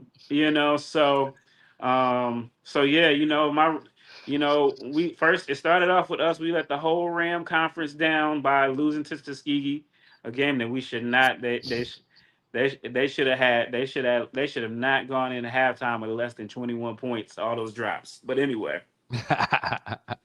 So we'll see at the end of the season. Hopefully, despite what we saw yesterday out of Tuskegee playing against FCS ranked team, hopefully they'll do well, and for the Rams, it won't be as painful of a loss as it was, but I think it's still gonna hurt. It was right there. Those drops, a couple here and there, but we'll see. So I think I think both leagues are deep, and I think they are better now for not having the divisions. I think again, you have Elwood Waters coming up and rising, pun intended, I guess. You have Albany State, under Quinn Gray, and you got Clark Atlanta. I really enjoyed that Clark Atlanta Fort Valley State game on Thursday night, man. That was a good one. The MEAC and SWAC are gonna have a tough bar to keep up with, the entertainment that was that. So I think both leagues are really in a good place. I think both of them have an HBCU go. I think that helps both of them. I think they are definitely, to me, for the CIAA and SIC, they get as much publicity as most FCS schools could hope for, to be honest with you. Just with the national, of the national part of the HBCU Go platform and the money that has that's kind of come with that. So, and they did push for and get week 0. Week 0. Stop it. Hey, Steve, too bad we can't have a D2 version of the Celebration Bowl played in some neutral site city. Because I would love to have that after this competitive 4-3 year this year. Yeah. I think in time, it could work, but it's gonna take. I think it's gonna take a building up of it. We haven't had that ESPN machine. By John Grant and those guys behind the CIAA and the SIC, being rivals. Because for a while I was like, man, the MEAC and the SWAC, what are they rivals for? They don't even know each other. Like a rival is somebody downtown and like, yeah, we see you, you know what I mean? But I have come to see the. But I think that builds into the narrative of it and the excitement of it as well. So. So we'll see. I think it'd be interesting. Steve, you just put out a show on Hampton and A&T being forced to be rivals, so I think it could happen, man. The conference foes. One's a private school. One thinks they're a private school. Appreciate you. What you got? What you gonna be dropping this week, Steve? Anything we should be looking out for on game day? Teddy Keaton video or written. Teddy Keaton show will be on tomorrow at 7. So again, after that game, you definitely want to hear what Teddy Keaton's got to say. Me and Chris will be on the D2 show, and then you'll also get the reports. Like I'm going to North Carolina A&T. Yes, I do go over there in person. I do show my face. So for everything that I say, I do show my face. But it's I'll have a report from them. And we'll definitely see what we can get on the Aggie Eagle, love fest, as I call it. They like to act like they like each other. They're business partners. They just, A&T won't be a business partner with WSSU, but they'll be a business partner with Central. So, they love each other. It's a love fest, especially now with Coach Gibbs and especially now Coach Gibbs being an Eagle.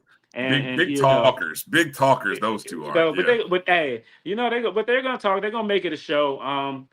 Who knows? Winston plays at 1. I may just go ahead and go over to see Aggie Eagle because they play at 6. Why not? Gotcha. Well, hopefully they serve some good chicken tomorrow at that presser that you go to at North Carolina. They stopped. They hadn't served chicken this year. They're serving fruit cups. With that said, at least you got something at the I guess the press chicken got a little expensive. I don't know, but I take what I can get. The lemonade's good. Stephen J. Gaither, HBCUGameDay.com. Make sure to check out the content, the written word, but also make sure to follow on YouTube and make sure to check out the shows as they are popping up. And download the app, please. Thank you. Oh, yes, definitely. Download the app, a nice app, good content that you can always access as well. HBCUGameDay.com. Appreciate the time tonight, Steve, for jumping in and joining us. On the other side, Keisha Kelly will be joining us, Black College Experience. She was in Nashville for the Alabama A&M Tennessee State contest. So the attendance numbers are rising. What does that mean for Tennessee State? Interesting. Let's find out. We'll talk to Keisha on the other side. You're watching the BCSN SportsWrap right here on the Black College Sports Network. Be back in a moment. You're looking for the latest information on Southern University sports, the Southwestern Athletic Conference, and HBCU athletics. There's only one place to go. Tune in to the Carlos Brown Show, exclusively on the Black College Sports Network. Planning an event? From weddings to corporate functions, CMJ Events LLC brings over 15 years of experience to make your vision a reality.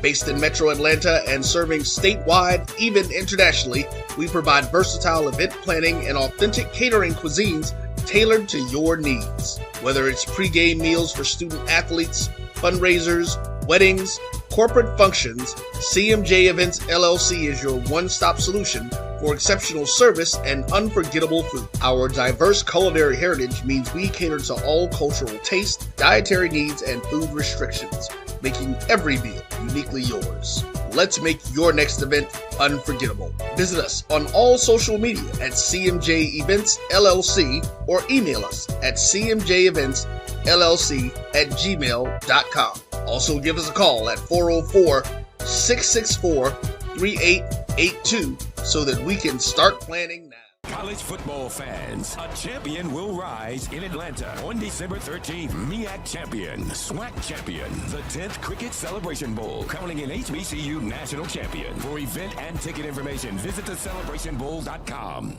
Since 2002, Empowerment Resources, Inc., a nonprofit organization, has empowered more than 1,500 youth and adults in Duval and surrounding counties. Through its programs, Journey into Womanhood, Girls Mentoring, Life Skills for Teens, and parenting education coaching. To get involved with programs, volunteer, or donate, visit www.empowermentresourcesinc.org. Follow us on social media, facebook.com/empowerment.resources and instagram.com/empowermentJAX.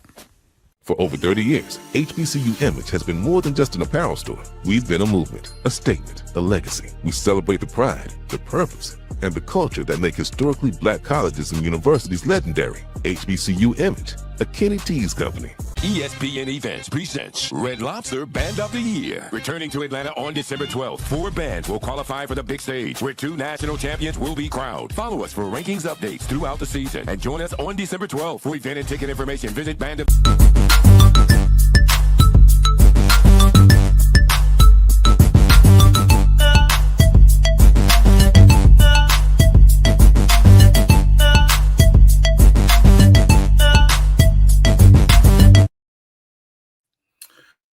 All right, welcome back to the BCSN Sports Wrap. Brian, Drew, and I believe she's there. Maybe she is on the road. Keisha J. Kelly, Black College Experience. Keisha, are you there? Hi. Hey. How you doing tonight, Keisha? I'm tired. I can't lie. I'm very tired. It's all good. Hey, appreciate you taking some time out, taking a few minutes out. I know you're just getting off the road probably, or at least trying to do look, some of us, I came in this afternoon. I didn't even unpack. I just got clothes still. I still got to do all of that. I got to take the rental car back. I understand the pain. I understand the struggle. Listen, I took pajama pants out. I was like, yep, let me take the pajama pants out. Still got on the shirt, but I'm just like, I got media bag here, bag there, shoe. You know how women are, shoes everywhere. So I'm just like, whatever. See, when you have to fly to your game, you don't have those luxuries. You're taking 5 pair of shoes, Keisha. That's not true, because when I fly, I still overpack, Drew. Absolutely. Yeah, but I'm not trying to sit there and wait 30, 40 minutes for my luggage. I got my backpack, which has all my personal media gear, and I've got my little, what is it, 24 by whatever carry on. That's it. If Drew can't fit it in there, Drew ain't taking it. Oh yeah, we women gotta have options, Drew. We gotta have options. Yeah, my options is what color underwear I'm putting on absolutely. under these jeans. It might be like a 2 or 3 time change in a day. Thank God for y'all, Keisha. Well, in Nashville, you went to Nashville. You went to the I don't even know what. And forgive me, I don't know if this contest between Alabama A&M and Tennessee State has been dubbed. I'm sure it has been dubbed something, as it's a 4-year partnership. Legacy. I think it's a legacy. It's the Legacy Series. Yes. Okay, thank you. The Legacy Series. And one of the things that outside of what appears to be a good game, Alabama A&M won 23-21, the attendance. I had to go check the attendance numbers because I was already happy to see that for the home opener, Tennessee State drew 8,000 people, which is more than probably what they averaged at Nissan all of last year and maybe even the year before. But this game had 10,000 people. So before we even get into talking a little bit about the game, what's the vibe that you're getting of that? I mean, was there a good contingent of Alabama A&M fans, or did you get a sense that, hey, Tennessee State fans are starting to warm up to attending home games now under Coach Reggie Barlow?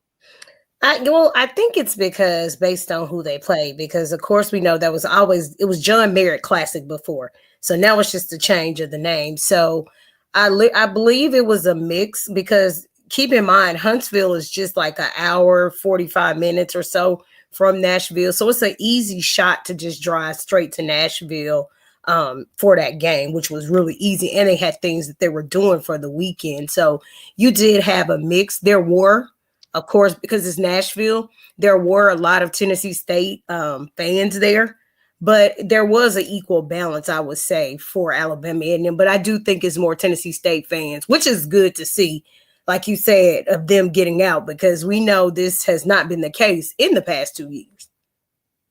Mm-hmm. Yeah, they definitely haven't been. And so as you got a chance to see Sam Shade and the Bulldogs play, I'm starting to become very impressed. I was not surprised. I'm one of the people who I said that my dark horse team was Alabama A&M because I saw what Shade did last year.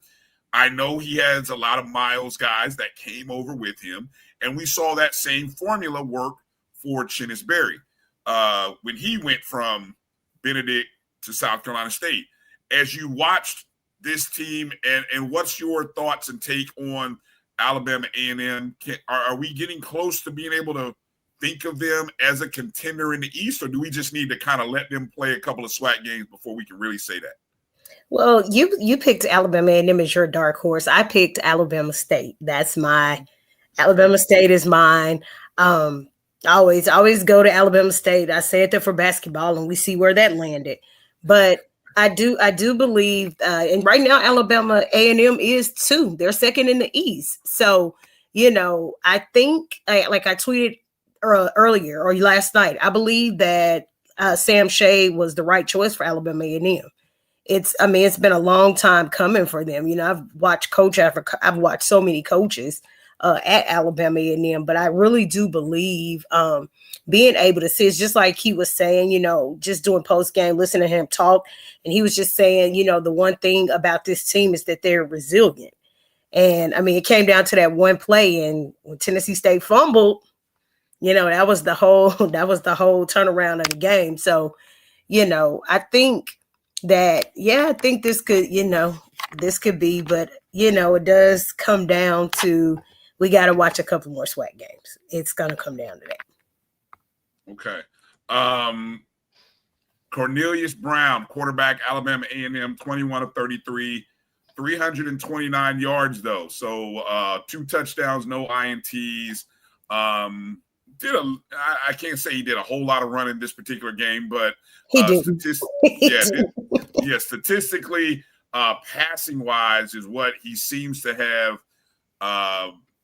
become the kind of quarterback that, on the heels of what he did last week, is really starting to turn some heads in the SWAC. What's your take on what you've seen from him? Well, it's funny you said it, because even when I was doing the post game wrap up, I was talking about that. Just looking at his passing yards, and that was a lot. And it's just like you said, he didn't do a lot of running, but the passing yardage is what seems to be doing it for him. And even in that moment, I was still thinking that Tennessee State will pull it off. I was still thinking that they will pull it off. But, you know, once I looked at the numbers for him, it was, you know, it's going to be some stuff. But I'm going to tell you a game that's going to be interesting to see is, and it's on down the stretch, but once we get to Magic City Classic, him against Andrew Body is what I'm going to be interested to see. That's going to be interesting. All right, Keisha, I'm looking at this game, and we've got we wound up with a 1-score game, 2 points to be exact. Correct. And when you look at it, Tennessee State, 2 turnovers. Correct. What was it about Alabama A&M that allowed them to turn Tennessee State over? Because in a game that close, a 1-possession game, less than a field goal, those 2 turnovers are probably the difference in the ball game, Keisha. So what was it that you were able to see that made Alabama A&M be able to turn Tennessee State over like that? So again, they were resilient. They did. They stuck to it.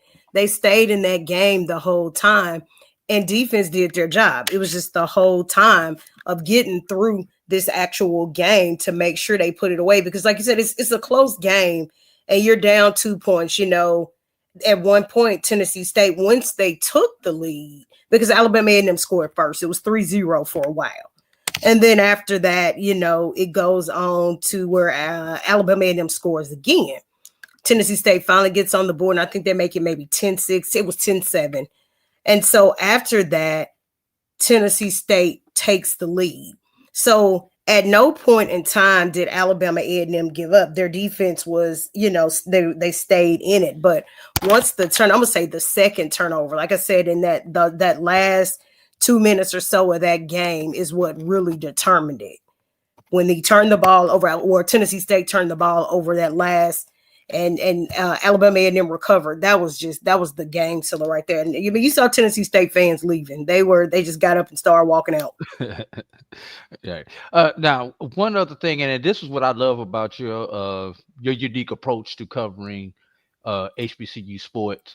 You go deeper than the actual game on the field. You usually find time to get out, mingling with the people, and getting the vibe of the people as part of your coverage. So what was the vibe of the people with this legacy series? Were people are people excited about this new potential rivalry?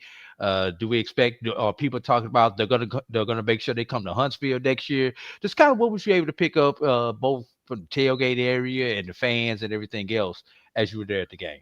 You know, being that it was in Nissan Stadium, so being in an NFL stadium is always a plus. That was a good thing. But one of the things that they did that I really liked, they had, I know it says like a Greek road. So what happened was, with the, everybody has the in-game DJs. And so they had a DJ, which was an Omega. And so each fraternity sorority got a moment to like highlight their fraternity or sorority. So everybody gets to step, everybody gets to stroll outside. I want to say it was outside of the stadium. It's like on the side of the stadium, but it was actually on the big screen. So you could see what was going on.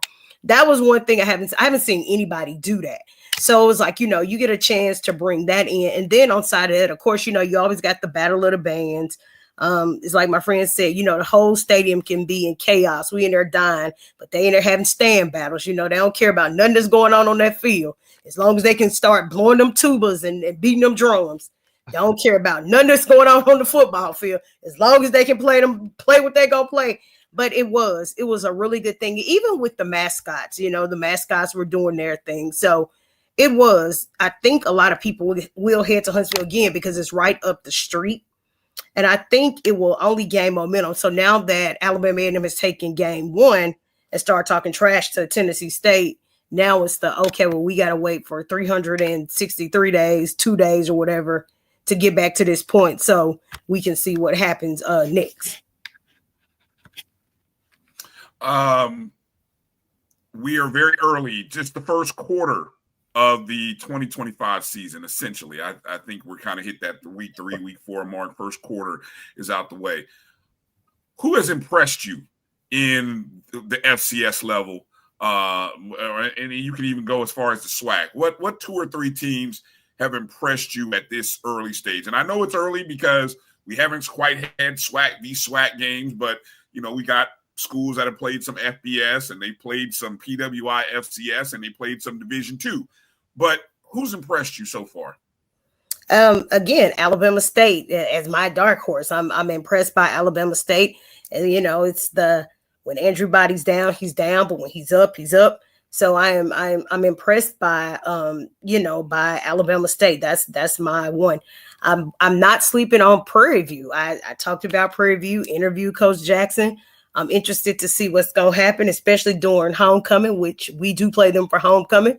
So right now, Alabama State, definitely. I haven't really had a chance to watch Jackson State, but I'm really, Alabama State is probably with Alabama and then probably coming in right after that.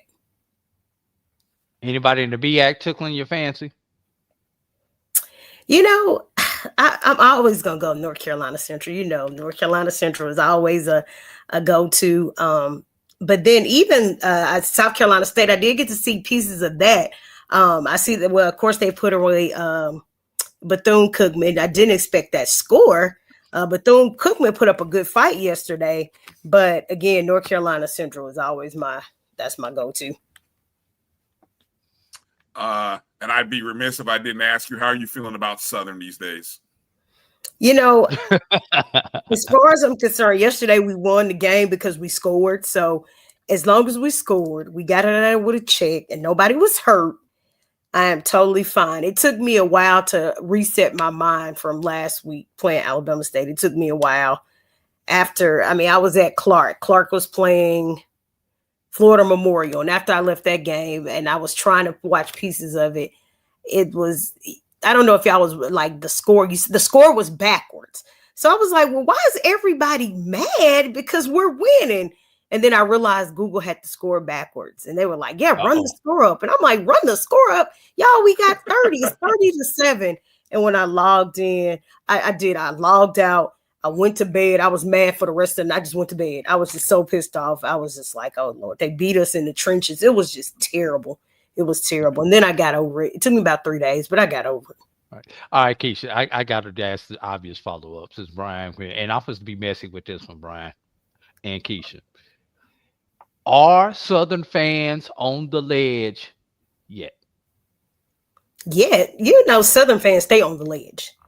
They stay on the ledge. And so even with conversation, everybody has their groups, their things they talk about. And I just kind of read, just like a coach, I read it, keep going. I don't really voice my opinion on it because you have people that are passionate about stuff. Then you have people that go over the top about stuff. They feel like you can't voice your opinion because once you voice your opinion, you're not loyal, and so on and so forth. And so what's happening is you had people even mad about last night. I was like, y'all, it was a money game. Like, we weren't supposed to win the game. Y'all, it was a money game. And so you got a lot of people that, they are on the ledge, even with, the announcement of Coach McNair, the changes we were making for the week. Yeah, people still mad about that. Yeah, people mad about that. So it's like, you're just not going to win every game. You got to look at where you are. You're rebuilding. It's a lot of stuff that goes into that, but it's something that's on the ledge. Absolutely. And I think it's a bye week coming up for Southern, correct? Because talk about a tough 4. You played a third of your season, and I think preseason we kind of hinted at. Well, I know I did, maybe with Drew, that there was a possibility of what would Southern season look like if they entered that bye 1-3. You know, I think a lot of people were thinking maybe 2-2. Right. You know, and optimistically 3-1. But what would it look like if they were 1-3? And here you are looking at 1-3, and now you get the bye week. And of course, you still have the rest of the season in front of you, obviously. I mean, you've got the 8 conference games coming up. But man, that's the good news. That's only good news, is that you still have the 8 conference games, and so your season is not gone per se, even though, as you said, they're on the ledge. Yeah, and that's the thing. You know, we still do. I mean, after we come off the bye, it's a much needed bye. You got some banged up guys that they really need to rest. But then you go into, go back home to Baton Rouge, but then we host Jackson State. So, you go straight into conference game. So it's like now you starting to get warmed up, and we know how October is. October determines everything.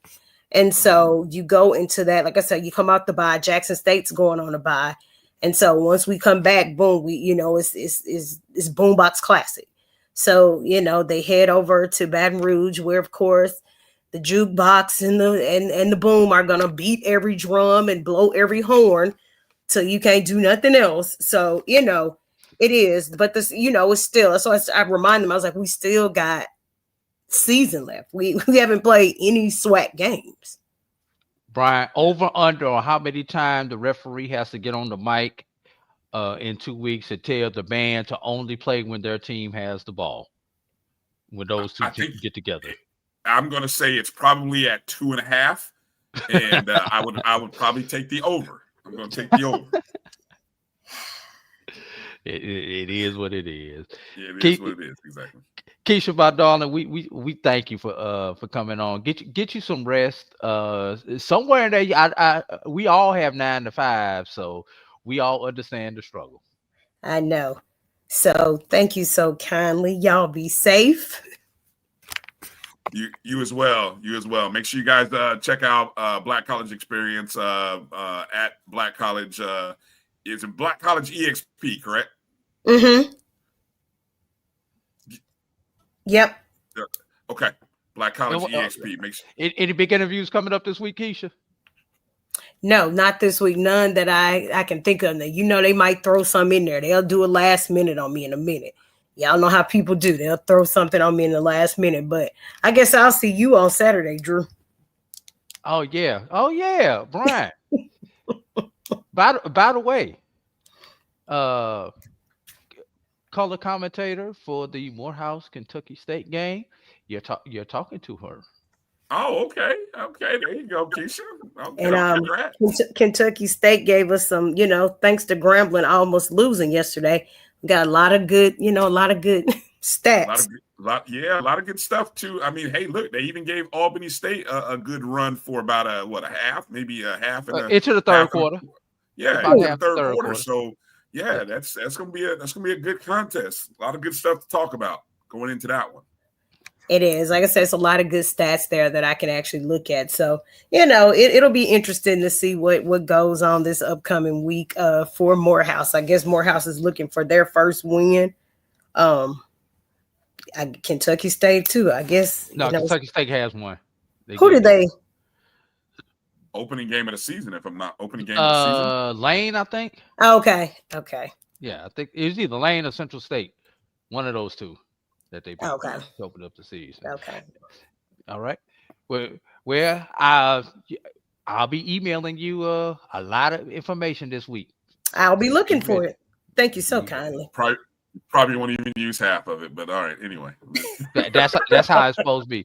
That's how it's supposed to be. I'd rather for them to be over prepared than under prepared. Thanks, Dr. Oh, yeah, Dr. Khalil says Central State. Wait, before I go, so Bryan, you have on this Colts shirt.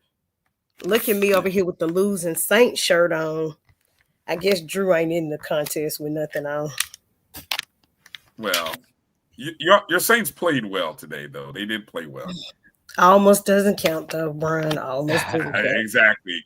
Only counts in horseshoes and hand grenades is what I like to say. Close only counts in horseshoes and hand grenades. All right. Keisha, appreciate you. You be well. You too. Bye-bye. All right. Appreciate Keisha for jumping in and joining us. And while we're in that mode and we're repping our NFL gear, let's transition to another young lady. She's flying high after her Eagles just picked up a big win. Broke my heart because I needed one Harrison Butker field goal and they stole it from me. Dog it. The interception late in the red zone. Doggone Eagles stole a field goal that would have hit a 4-teamer for me. But let's bring in none other than Simone Stanley. Simone, how are you? Good to see you. I'm amazing. Coming off a win, losing my voice between the Eagles game last week at the little boys, and then my birthday, and then calling that game, and then another Eagles game in a span of a week. My voice said, "I'm done with you." Well, Simone, Bryan, this is the other part of my broadcast team for our Morehouse Kentucky State game next week. But since her voice is so tired, and since she's an Eagle fan and her Eagles just beat my Chiefs, I may give her the week off now. No, I'm just joking, Simone. Hey, get that hot tea with lemon. Start on it now, and you'll be good in about a couple of days. Some hot tea and some lemon and some honey. And you'll be good. You'll be good in a couple days. Yes. Well, hey, you had the big game of the week.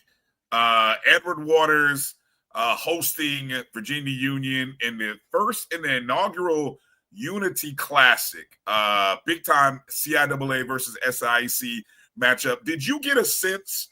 I mean, we kind of hyped it and talked about it, but did you pregame? Did the atmosphere and everything in terms of talking to coaches and players, did you get a sense that as important as a game as it turned out to be, that it was built to be what it turned out to be? Oh, absolutely. There was a lot of buzz and hype coming into the game. First time matchup between Edward Waters and Virginia Union. So it was already, great intrigue when we get those different conferences going against each other. Obviously, Virginia Union, back-to-back CIAA champs, they're always going to get a lot of eyes. But once Edward Waters started the season as hot as they did, then it's like so much more attention, so much more gravitas that was brought to that game. So you had two undefeated teams with high-power offenses going at it. And then, of course, everybody knows Virginia Union right now. They have tons of respect for that football program and Coach Parker. But you have a kind of unknown, kind of new kids and Edward Waters looking for, some respect to their football team. New coach, a lot of questions with the interim coach stepping up just 2 months ago. But to have that game, I don't know if a game ever lived up to a hype as much as that game did yesterday. It was just awesome because there was so much camaraderie around Coach Parker and Coach Jenkins. The president at Virginia Union and the president at Edward Waters are really good friends, and they wanted to bring this classic together. But you saw the love through all the media and through all the press conferences with Coach Parker and Coach Bryan Jenkins. You saw the love and respect they had for each other. So it was just a great matchup. Couldn't have scripted a better game after all the buzz that went into it. And Simone using those SAT words, talking about gravitas and everything like that. But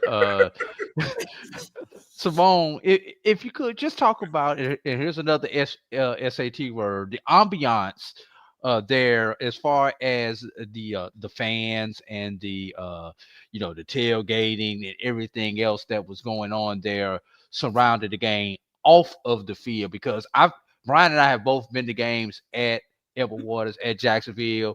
We were there when they did not have an on-campus stadium, and we've been there since they have had an on-campus stadium. So just kind of talk about the just the atmosphere there around the game. Yeah, the atmosphere was great. Both sides full. The Virginia Union fans filled up their section. The Edward Waters section was full. Edward Waters had their band. Obviously, Virginia Union didn't have their band, but they had their cheer squad out there. They had the mascot out there and a section full of fans. So the energy was intense throughout the whole game. Obviously, the fans were quiet for a lot of the game because of how intense it was. Like fans literally on the edge of their seat for most of the game because of how intense it was. But no, the energy was great. It was a lot of interaction between, the players and even the sideline. Like we were right behind the Virginia Union stands. And, when they needed big stops, the Virginia Union players are turning around to the crowd and are like, get loud, get loud, get loud. The triple threat band, they were playing while Virginia Union was on offense. So they had to call the flag there. It was a lot of intensity in the stands, but the fans, they had a great time. Yeah, you and I noticed you broadcasted that one in the box, as I like to call it. I mean, now I've had the pleasure of being in 3 different areas to call games. One being in that spot where you were. One time I had to do it outside of that door, and it happened to be raining that day, which was no fun. And then up above you. So did you have a say in being in the box where you were, or did you kind of have to measure out? I don't know how many other times you've been to Edward Waters Stadium there. Yeah, so last time I was there, I was doing sideline. No, so I just got blessed. I think the team, Jamie and Tanitra, who called the game a week before, I guess, the staff felt bad for them having to be outside because when we came in, they already had it set up inside. And one of the staff members was like, y'all can thank me this week or something. So it must have been a little uproar with Jamie and Tanitra having to be outside because we didn't have to say anything. They just had us already set up. So, somebody has to crawl for the next person to walk. Now I understand why Jamie was a little bent in his tweet. Now I understand. Right. He was noticing he was a little bent. He was definitely a little bent.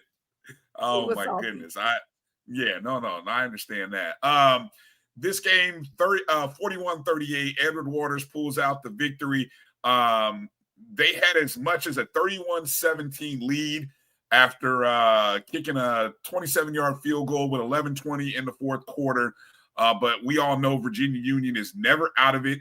Put 2 back-to-back scores together on presumably, off of a 9-play drive. Then you had a scoop and score. And right then, Edward Waters, right there at that point, you had a tie ball game, 31-31. Talk a little bit about the momentum change and that ensuing drive by Edward Waters after that score got tied up at 31. Yeah, so, I mean, you could feel the energy change when Edward Waters went up big. Looked like they had full control of the game. But, again, like you said, we know Virginia Union. This is a team that won the CIAA in back-to-back years. Coach Parker has been in every situation, and that team always feels like they can win at any game. So I feel like Edward Waters understood the situation that this game isn't over, literally. Until it's over. But I feel like the vibe kind of never really changed in the stadium. Obviously, the Edward Waters fans were, getting a little bit more loose because, like I said, the game was back and forth in the first half. So the fans were tense, they were tense. But yeah, the Edward Waters fans, they started getting up dancing once they went up double digits. They were up dancing way more loose. Like I said, the band started playing way more often. But yeah, once Virginia Union got it back down to 1 score, it was like zoop.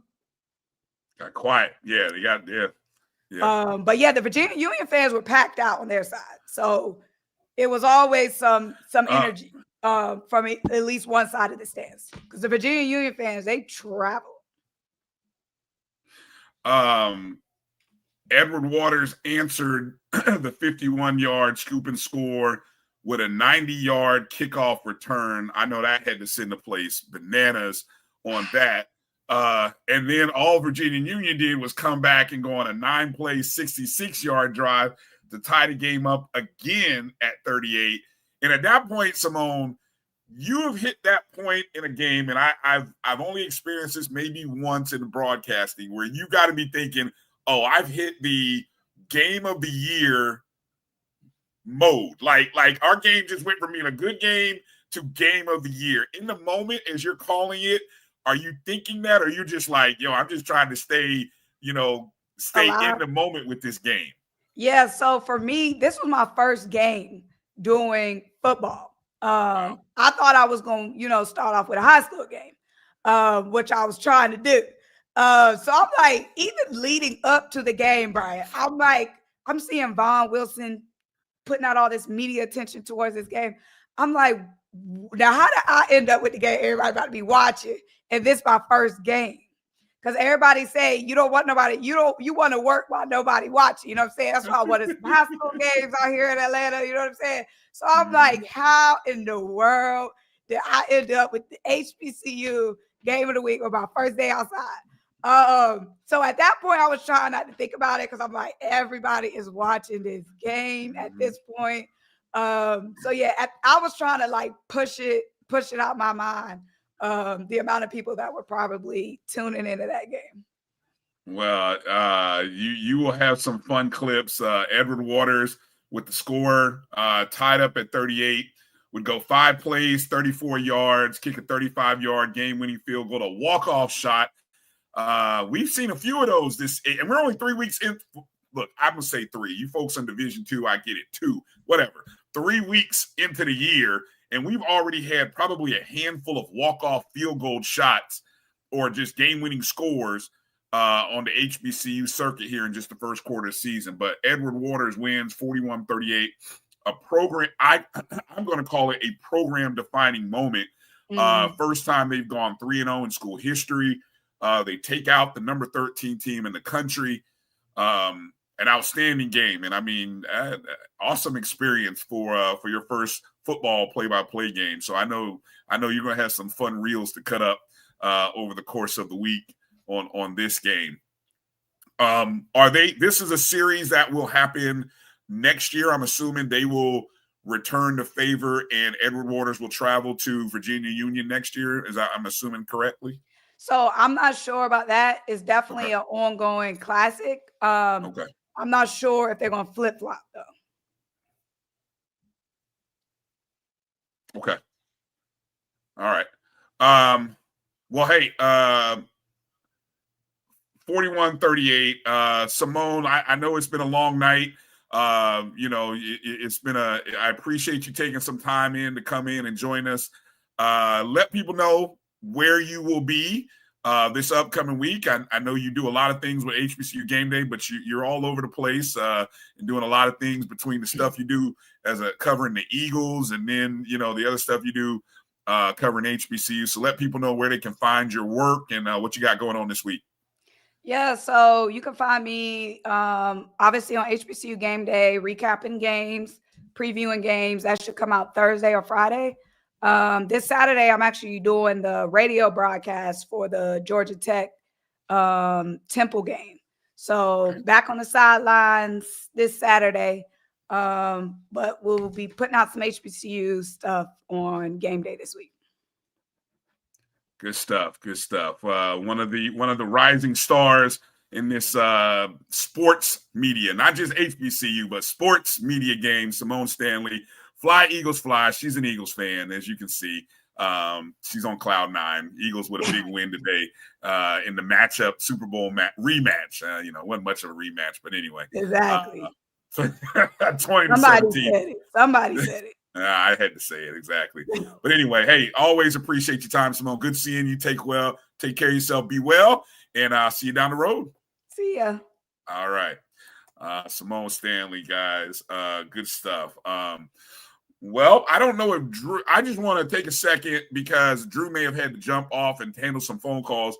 The BCSN Pick 5 contest, myself and several other folks who are running our Pick 5 contest.